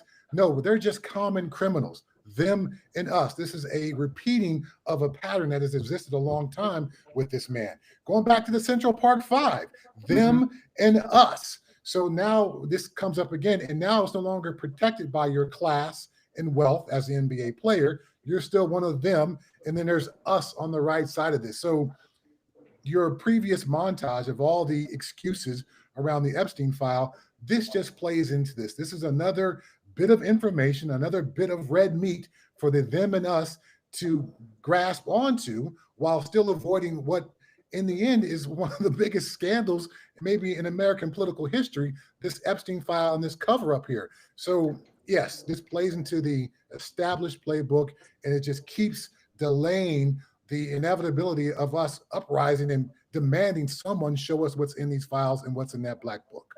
And also just literal uprising, because Oren, you know, they're doing this while they're creating, they're reinforcing the bunker under the East Wing, destroying the East Wing, and creating a National Guard rapid response force. It says to me, suppression of dissent, violent suppression of dissent, violent suppression of even questioning, while the secret police are operating in our cities. I can't not see all of it at the same time. Your thoughts? No, and there's also a very convenient, we forget in recent past, 2007, when Tim Donaghy, a real NBA scandal of gambling involving an official, in which he later went on to declare that there were other officials that were complicit in fixing games. The NBA and the FBI were both, and the courts both decided not to. They didn't believe Tim Donaghy's story. They basically said that he was a liar, although no investigation was actually done. You know, this intersection between sports and politics, as you guys have pointed out, in a Trump regime, it's so haphazard that I started looking to the waiver wires to see what else could be here to sort of stir this up, because we know full well that they're not interested in stopping organized crime. Donald Trump is a mob boss, you know what I mean? And if you're going to go get an organized crime family, start with the Milkowski. I think that's the guy from New Jersey's name who's across start with that crime family. And so to venture into the NBA right now, to embarrass that league, at this point, what we're dealing with, I think, is an idiocracy that is teetering now, yes, obviously, into something that is we've all feared coming, which is that fascism full on, you know what I mean? And I don't know, there's so many layers to uncover. I remember back when Mark McGuire and when it was the whole steroids in baseball thing. Yep. And the one thing that I thought about at that time was, you people have better things to do with your time if you're on Capitol Hill than investigating whether or not there are performance enhancing drugs in baseball. And I say the same thing here, but then you look at the players, you look at Kash Patel, you look at Dan Bongino, you look at the president that they serve, and this is obviously the horse is out of the barn, and they're just running amok with the justice system, like you pointed out with what they're doing with the East Wing. And it really is unnerving to a lot. And I think a lot of Chad and CJ can speak to this. A lot of Americans find solace in sports. I don't know how wise that is, because sports is like pro wrestling in a lot of cases to me, but they find, and so when you attack this, it's just another vector at which the chaos agent is able to disrupt what it is that the public has to fall back on. And at some point in time, it has to stop. And I say that not exactly knowing how we do that. I think, Oren, you make a great point. And I think sports have always been viewed as sort of the last vestige of a meritocracy in our country. It's pure. And Chad has done, as I have done, sports talk radio for years. One of the hardest things to do, one of the most lonely times on the air when you talk sports, is when there is a cultural issue that pops up, something like what we're talking about today. And here I am, the Black voice, given a different view context. You should see what's coming in on the text lines and on the calls, right? I mean, they are violently protesting any mention of anything that's not relevant to who's going to win the game or how many yards that your favorite player rushed for. And so, and that's one of the reasons why, Joy, like how the media handles these things, I think is another element of this. We all know, I think we're all in concert on what Trump is to this, what his role is in it. But I think the media has a responsibility as well. And I think they're fumbling in their responsibility, as they often do when it comes to these issues that are related to culture. I call out many of my white friends. I say, listen, Don't get frustrated with me. If you call yourself my friend, you can't get frustrated with me questioning what is conventional wisdom to you. I need you, my friend, to be a friend and be curious. Ask me why I feel the way that I do. And if you're not capable of that, then you have to question whether or not you are a real friend. This, I think, as difficult as these times are, there are opportunities within our own spaces to call our own selves out and the people that we call us, that's a part of our circles out as well. And, I think there's an opportunity there for us to make progress, but the media, again, the way they've presented this, so salacious around a guy in Chauncey Billups that we all know. Like I was just with Chauncey a couple of months ago at an event, one of the most upstanding gentlemen that I've ever met in sports. I love this guy. Full disclosure. Look, if Chauncey's guilty of something, let it play out. But the presentation of guilt is just too familiar when it comes to Black bodies. And I'm just gonna call it out as I see it. Amen. Chad, I don't want to step on your toes, but there's also, when you read the indictment, there are no definitive charges against Chauncey so to mention his name in this was really a shot at sensationalism. Sorry to interrupt. Indeed. Chad, last word to you. Well, just think about the Super Bowl halftime show and Bad Bunny being named Bad Bunny Bowl. It is Bad Bunny Bowl. Yes. So I thought you was going to They Not Like Us, but go ahead. Bad Bunny is an American citizen. Yes. There was no revolt when Coldplay got the Super Bowl halftime show. Come on. There was no, so it's a familiar pattern that we on this podcast are all familiar with and can see with plain eyes. And as CJ just pointed out, unfortunately, there's people who may be well-intended who can't see it through the same lens, but are quick to jump onto the media narrative. And so while I've got tons of issues with Trump and his administration, what they specialize in is taking those maybe well-intended folks and presenting them with a narrative that seems very palatable to them, that makes sense to them, that Bad Bunny is an other as an extension of the us and them, as opposed to, no, Coldplay is actually the other. They're a British band. Bad Bunny is an American citizen. So no one's having this kind of conversation in the right places to point out these purposeful attempts to us and them, this entire sports aspect. And this latest thing about the NBA and gambling is just an extension of a long played part of a playbook. Indeed. Oren, tell us where we can listen to you guys' podcast, please. Well, CJ and Al are both found, and Chad are all on the Guerrilla Sports Network. Gentlemen, give them your handles. It's up and coming, but big things in the future as well. That's right. The Big Al and CJ podcast. You can join me at CJ 5 Downs. Now, Joey, there's a story behind the 5 Downs, but at CJ 5 Downs. At Chad Brown. You're not going to tell what the story is? Come on, CJ. What are you doing? See, what's the story? He can't count. He can't count. That's the story. I scored a touchdown on a 5th down against the Missouri Tigers a long time ago. The first time and the only time in college football history where a team actually won a game on a 5th down. That's the short. 5 down. We got it. All right, Chad Brown. Tell us at Chad Brown 94, and you can follow me whether talking about onto a podcaster. In fact, I'm actually in Ames, Iowa, going to be calling the BYU Iowa State game. So follow me for all the football conversation you could ever want. Love it. And Oren, besides Bandcamp, where you can pick up the theme song to this show, you can also find you where, Oren Lomena. Keep up with me on IG at goodnews_travel fast. Good news. We appreciate you. Oren Lomena, Chad Brown, Charles Johnson, my friend CJ. Thank you very much. I appreciate you all. Come back anytime. We got to do this on a regular. It's a family. Sounds good. Thank you, Joy. I'm gonna be back. Well, I know we are. Take care. All right, y'all. Thank you very much. Bye-bye. Okay, so that's it. So now you guys actually seen the face of the person that actually performs the theme song to this show. It's called Well Actually. It's a really great song. We have now got one of the fun things that I do love to do whenever we do a podcast, and that is to do a Friday Fun Day panel that can come in and talk about all the various many things that are happening. Okay, so we're gonna do that. We're gonna come on and let me hold on. Before I do it, before I bring him on, I just want to play one piece of video first. This is E1. I have to play this for y'all. This is what happened. This is the reason that I really genuinely don't understand why Andrew Cuomo keeps debating Zohran Mamdani. I think he should stop doing it. Personally, I think he shouldn't ever do it again. So let me just play E1. This is the ether without the track, is what I call this. This is Zohran Mamdani ethering.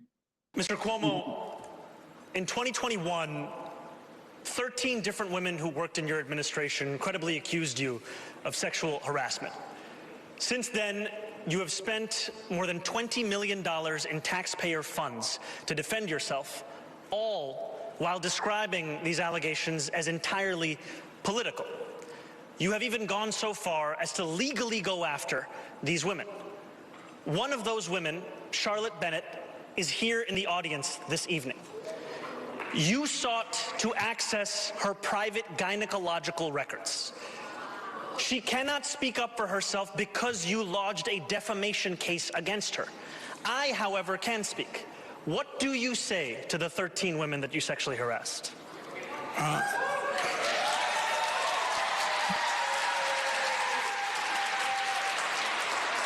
If you want to be in government, then you have to be serious and mature. What? And let's bring in our Friday panel. Joining me now, Molly Jong-Fast, my friend, writer, journalist, political commentator extraordinaire, known for her work at publications like Vanity Fair and The Daily Beast, contributor writer for the New York Times, host of the Fast Politics podcast, and Joshua Doss, nationally recognized pollster and data analyst working with figures like Vice President Kamala Harris, President Joe Biden by day. He's got public opinion strategy by night. He's built a thriving parallel presence as a comedian, culture critic, and sports commentator. You may have seen him on Comedy Central from time to time.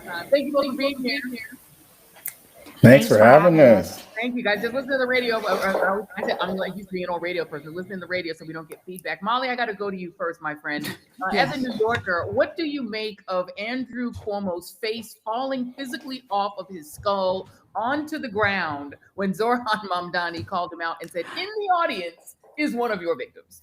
I don't understand how he's so unprepared for this. Like, I just don't understand. There are so many people who want him to be mayor, and he's raised so much money, and there's like a whole machine supporting this guy, and it's like he has no. I mean, how did he not see this coming?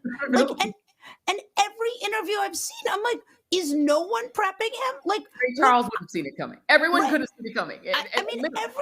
And at every point, it strikes me that my man is just completely, he doesn't even want it. Like, you're taking all this money from all of these wealthy donors, and you don't even really want to be mayor.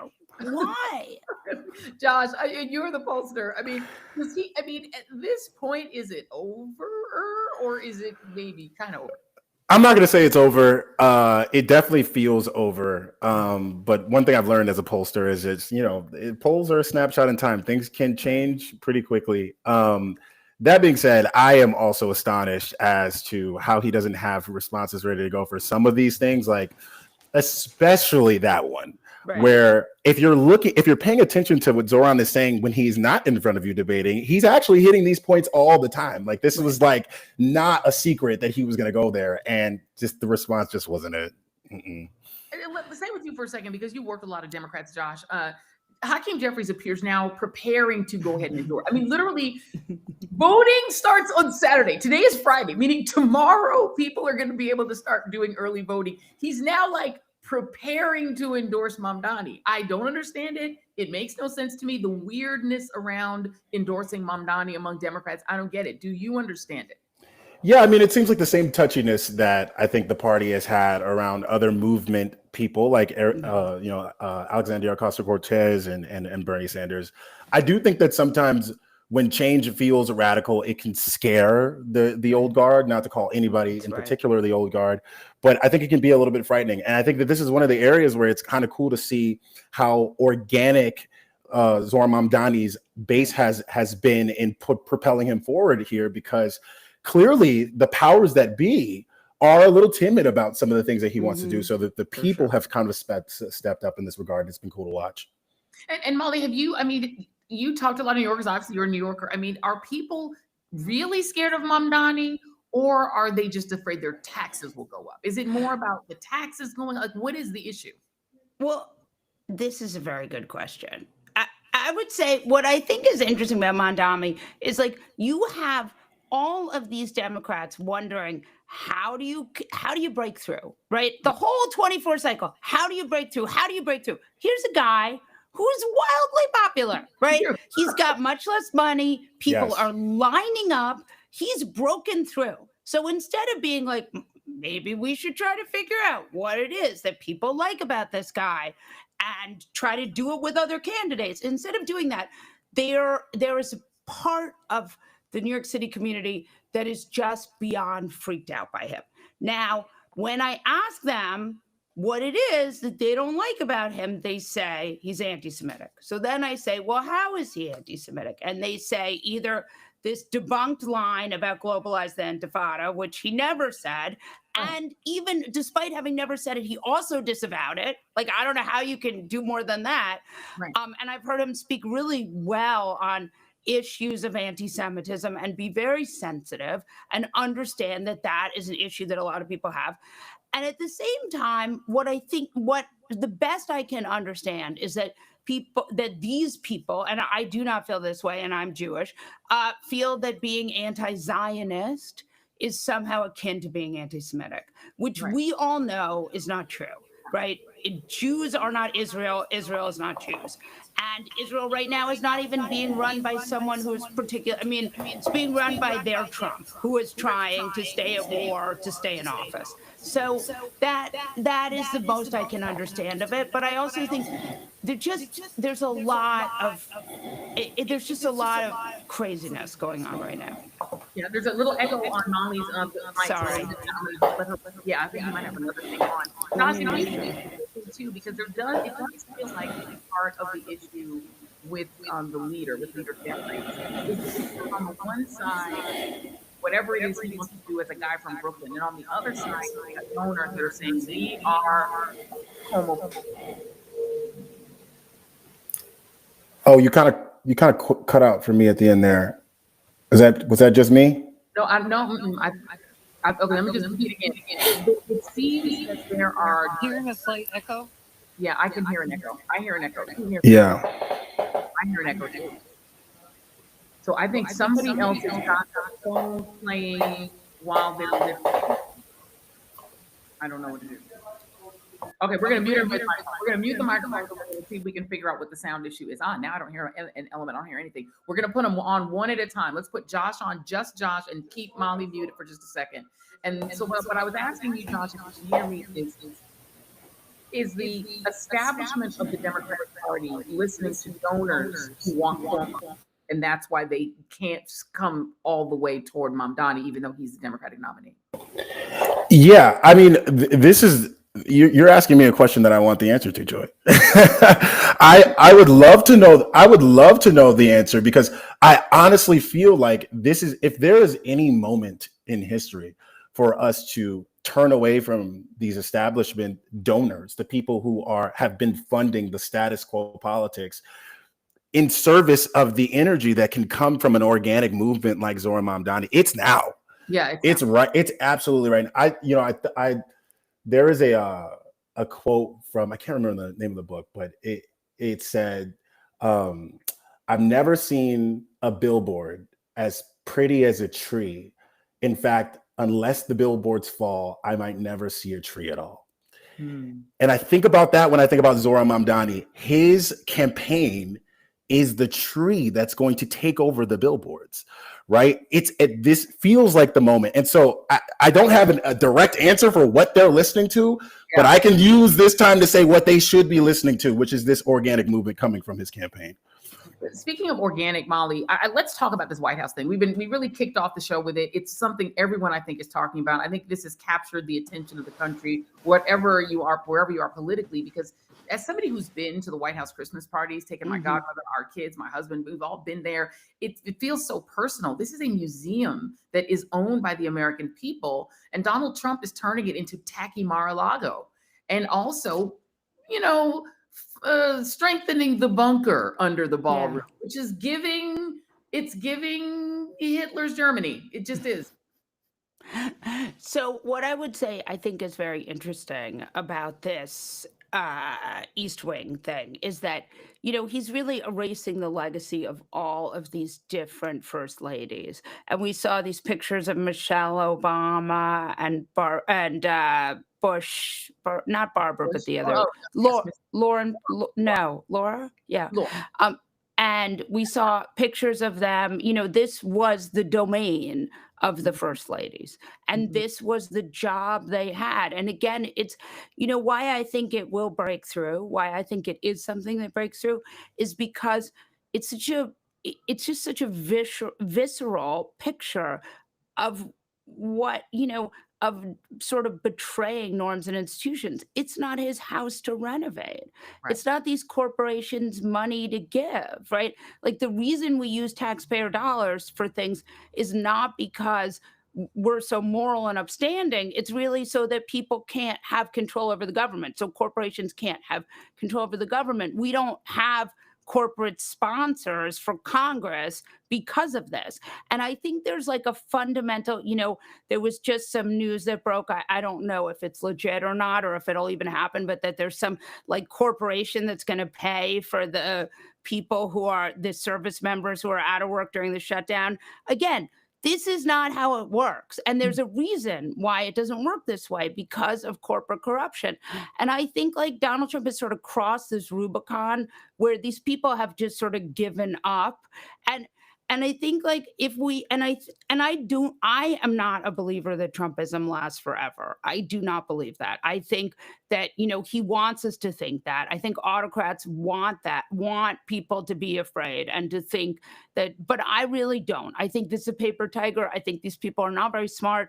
I think they're sort of they're not popular and they can't keep it going. But, there's going to be a real question, like the kind of anti-corruption sort of legislation that's going to have to pass after this. Democrats can't do business as usual. We're going to need real candidates who are ready to shake up the status quo. Right. And Josh, I mean, this is the point I get to as well. I don't believe it lasts forever either. I mean, it never does, because the people who engage in autocracy and this sort of monarchical kind of rule, they always go too far.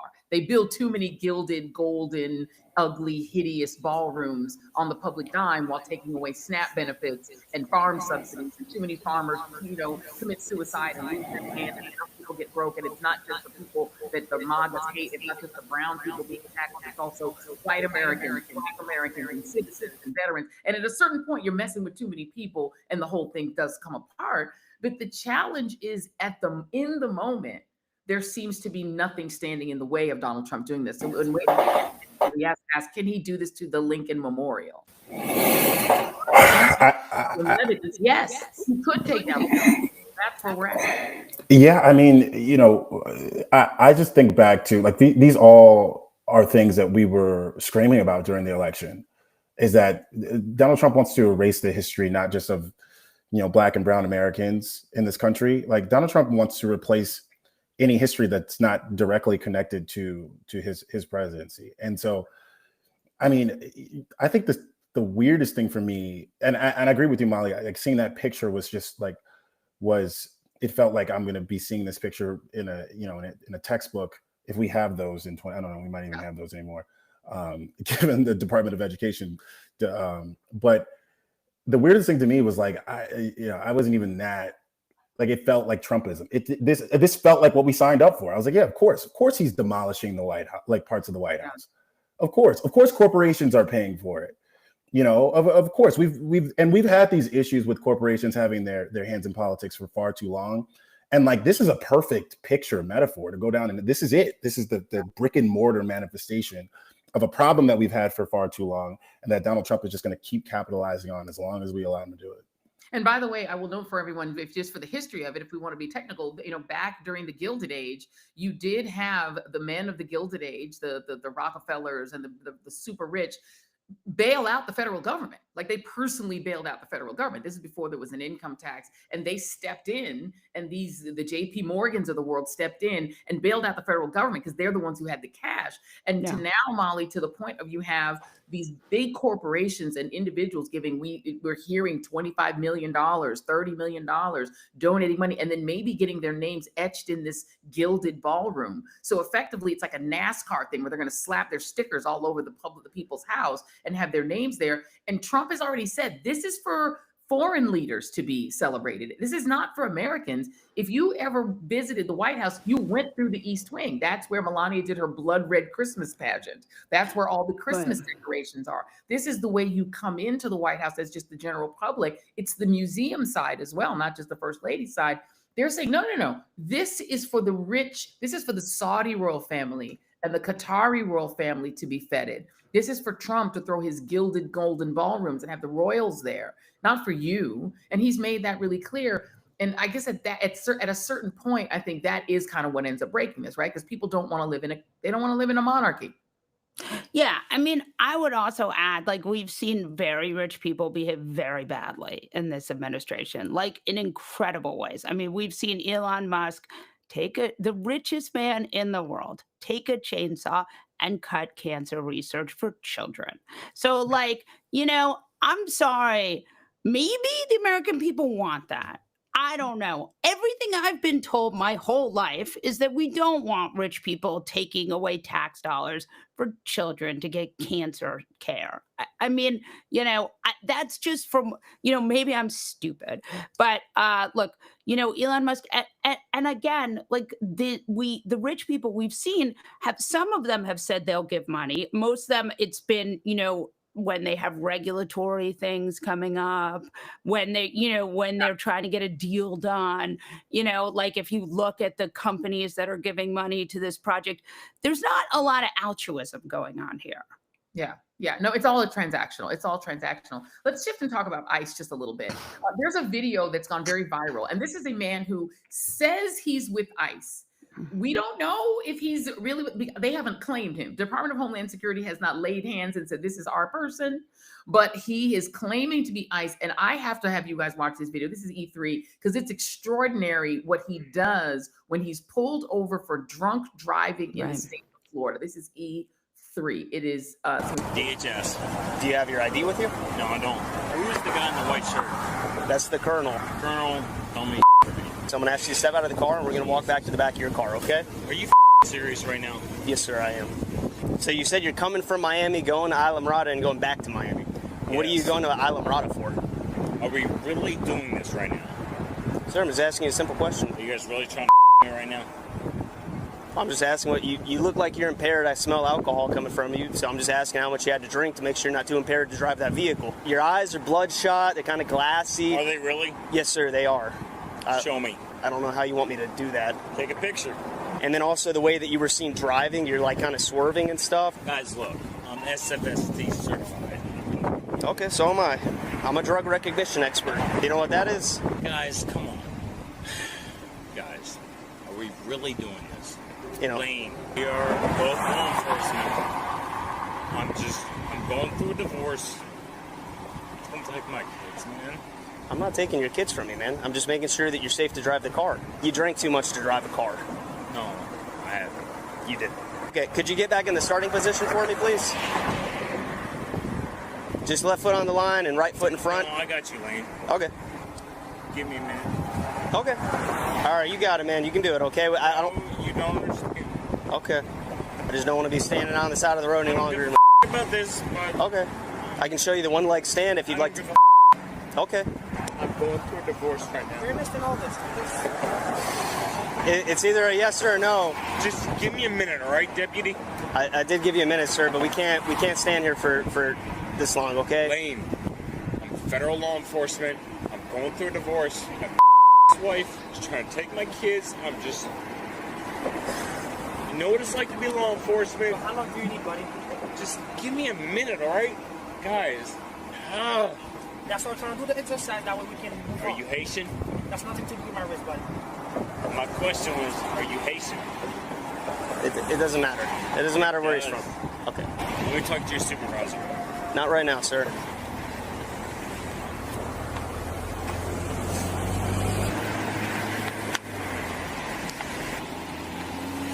Okay, awesome. 1001, 1002, 1003, 5, 1006. Guys, what the are we doing right now? Seriously. Scott, can you be honest with me? How much did you drink today? I had about 4. 4 what? Drinks. I'm not going to do this in front of your kids, man, but you got to come with me. Oh, you can put your hands behind your back. If you're going to pull away, then I'll do it in front of your kids. You are under arrest for driving under the influence, okay? Lane, you really me, man.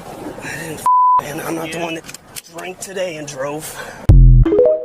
Okay, so one update. Let me correct what I said earlier. ICE has claimed him. He is an ICE agent. His name is Scott Dezeroth. He's 42 years old. He was pulled over in Florida after going to Isla Mirada with his children in the car. They're ages 7 and 9. The Miami Herald reports that ICE is now claiming him, that he's still employed by ICE.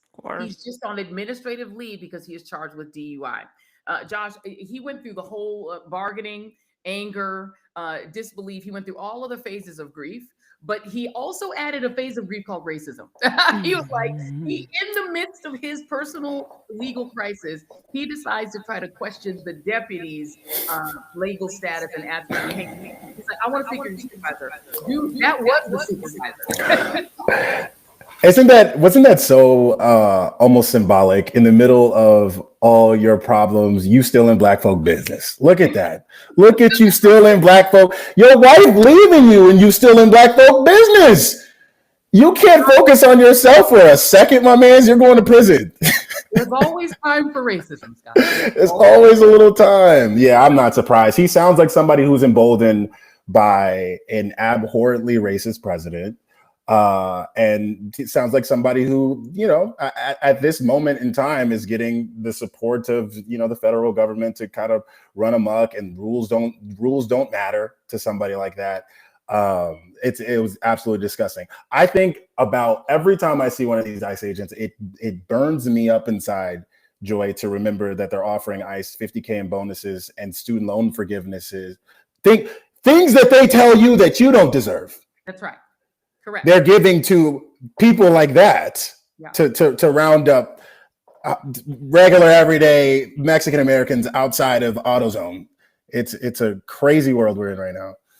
And Molly, they're also not vetting the people. So they're trying to say you can get student loan forgiveness. Most of the people they're hiring don't have college degrees. Some of them have criminal records.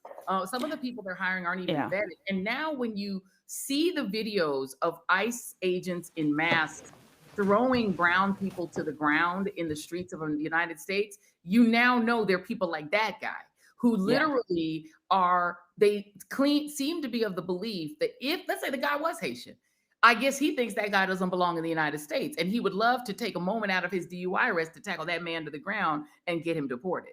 That they don't believe that people who are not white belong in the country. So that's, this is the kind of people they're hiring. And, I don't believe that a drunk guy driving a 5-year-old and a 7-year-old. 7 and 9. 7 and a 9-year-old from, on that causeway from Miami to the Keys, because that's where Isla Mirada is.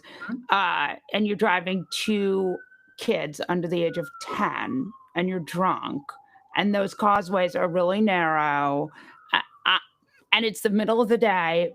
In my mind, that is probably, and he's saying, my wife wants to take my kids. And I'm thinking to myself, I hope the wife gets the kids. 100%. Because something terrible is going to happen. I mean, the thing that I think it's such a metaphor for, he's so mad at these police for doing their job when he's drunk.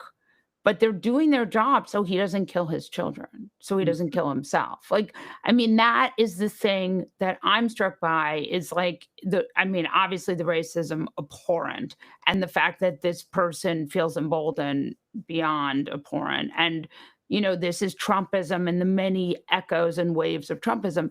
But the fact that, they were trying to keep him from killing himself and his children. That is the key, and someone else. And I think that is just completely lost on him. Well, and also I wonder, Josh, the people who are, spraying a man-sized frog into the air hole. Mm-hmm. I don't know. Are they sober? I mean, are the people who are doing jump outs in front of Walmart? I just saw another video today of a jump out where these 2 men in masks don't show a badge and then say, "Are you here? Were you born?" to a woman just brown. Are they sober? Are they criminals? Are they Proud Boys, Oath Keepers? Who are they? We don't know. These guys could be 3%ers. They could be, January 6th defendants. We don't know. And they're pretty bold right now to be able to hunt down brown and black people. And the better, I think, another question is, you said, are they sober? Do they have to be? I mean, given what's going to happen, like, let's see what happens to this guy. Maybe he'll be fine. Like, you know what I mean? Maybe we'll get a slap on the wrist and go back to doing his job. Are they being? Yeah. So then, we're asking the question: are they sober? Do they even have to be? Is there anything required? This is what living in chaos is like. This is when you go in trying to fix a problem that you caused, right? Like, we had ample opportunity to tighten our border security. We want to we have ample opportunity to fix our immigration systems. We're treating everybody who's black or who's brown like they're criminals. We're afraid of crime, but the thing that reduces crime, the evidence and the research tells us, is actually increasing things like Medicaid and SNAP. And when people have healthcare, they're less likely to. But that's too much. That's research. That's data. We don't want to get into that. And so, yeah, I mean, we live in this situation. Any white man can put on some gear and say, "I'm ICE." Yeah. Right? We got a Supreme Court that says that you can just round people up based off of their race, right? Now, so it could be anyone, right? They're called Kavanaugh stops. Justice Kavanaugh. Yeah. And I think the greater question, because Trump had a lot of latitude on this issue, going into the election. The better question is just like, does this feel like a good use of $9 billion of our tax dollars? Like, do you watch these videos and say, yeah, this is how I want to spend my money as a taxpayer? I personally do not. Well, I would say, I'll give you the last word on this, Molly. I bet you I know who does see this and say, yeah, the guys in the I Love Hitler group chat, the guys who call black folks monkeys when no one's looking, those guys in that group chat, they're probably thinking, hell's yeah. Which Hitler group chat are you talking about? Are you talking about the first one with the young Republicans, or the second one with the congressional approval of the... I mean, I'm telling you, when you have more than one Hitler group chat scandal in a week, when people tell you who you are, believe them. The first time. Joshua Doss and Molly Jong Pass, my friend, thank you both very much. Real quick, Molly, tell us where we can find you. I am, I have a Substack. I write for the Times as a contributor. I have a podcast called Fast Politics. Thank you for having me, Joy. I miss you and I love you, and this is really fun. We have to do this in person sometime. Yeah, soon. please. Absolutely. Josh Doss, it's so great to meet you. Where can we find you? Great to meet y'all too. I would like to be there in person too. We meet now, you know what I'm saying? People can find me on Instagram at Doss Discourse. That's .discourse. Also on TikTok as well. And if people are looking to get some good research, you can get it at Hit Strategies, where I work as a pollster. I love it. One of us. Make everybody hang out together. We appreciate you both. Thank you so much for being on. Appreciate y'all. See you guys again soon. All right, we're gonna plan a nice get together. You guys, that's it. That's the show. It has been an insane week. We have lost the East Wing of the White House. And by the way, I just read a story today saying that structurally, the way that they knocked down the East Wing could jeopardize the structure of the rest of the House. So do not be surprised if there's also damage to the central part of the White House as well. We may lose the whole thing because of this fool, but at least he won't be able to have anyone say, well, enslaved people built the White House, because it'll be whatever people he gets to do the construction who somehow can't be brown. Who are they going to find to do the construction? Just thinking about this for a moment. They're doing mass deportation, but the construction industry is heavily reliant on brown labor. But they're deporting brown labor. Who's going to actually do this construction? Are they going to make it whites only? Are they going to require you to be, can you be brown and do this labor? Because that's who does a lot of the construction labor in the country. Are they going to racially profile those who are allowed to do the construction whenever they get to the construction? Is there a site plan? Were there permits taken out? Because according to Carolyn Levitt, they legally can do destruction, but construction is where they actually need approval. Is it just going to sit there with a gaping hole in the White House until they can get the approvals and permits together? Have they started that process? Is Congress involved?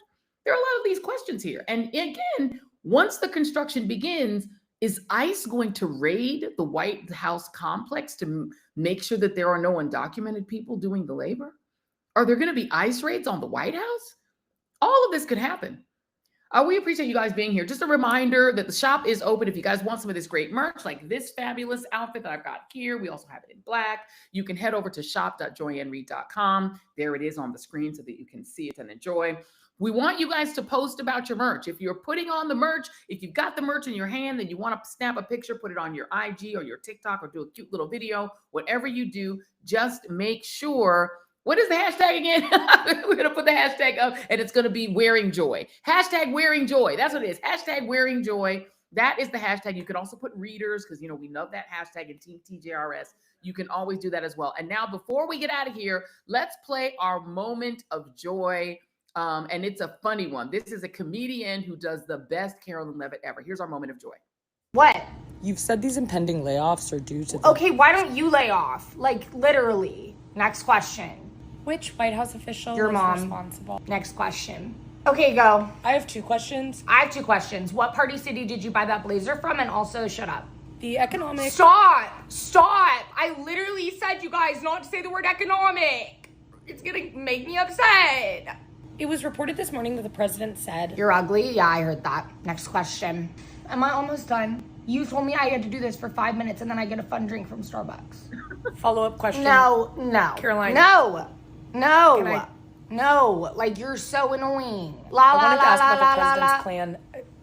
Can I ask a question? Like, that's what you guys sound like. Does the president have a plan to continue to drill? So actually, I just spoke with President Trump this morning and he had to say this about drilling.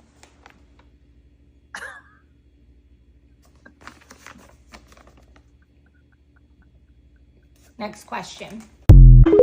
That is Kendall Landreth, who does a perfect and hilarious version of Carolyn Levitt. Thank you very much. That was so funny. That is on her TikTok. So y'all follow her on TikTok. Thank you for watching The Joy Reid Show. Thanks for watching on Substack, on watching on YouTube, and wherever you get your podcast. We will see you on Monday. Have a great weekend. See you on the next The Joy Reid Show. And now let's listen to Oren and the food.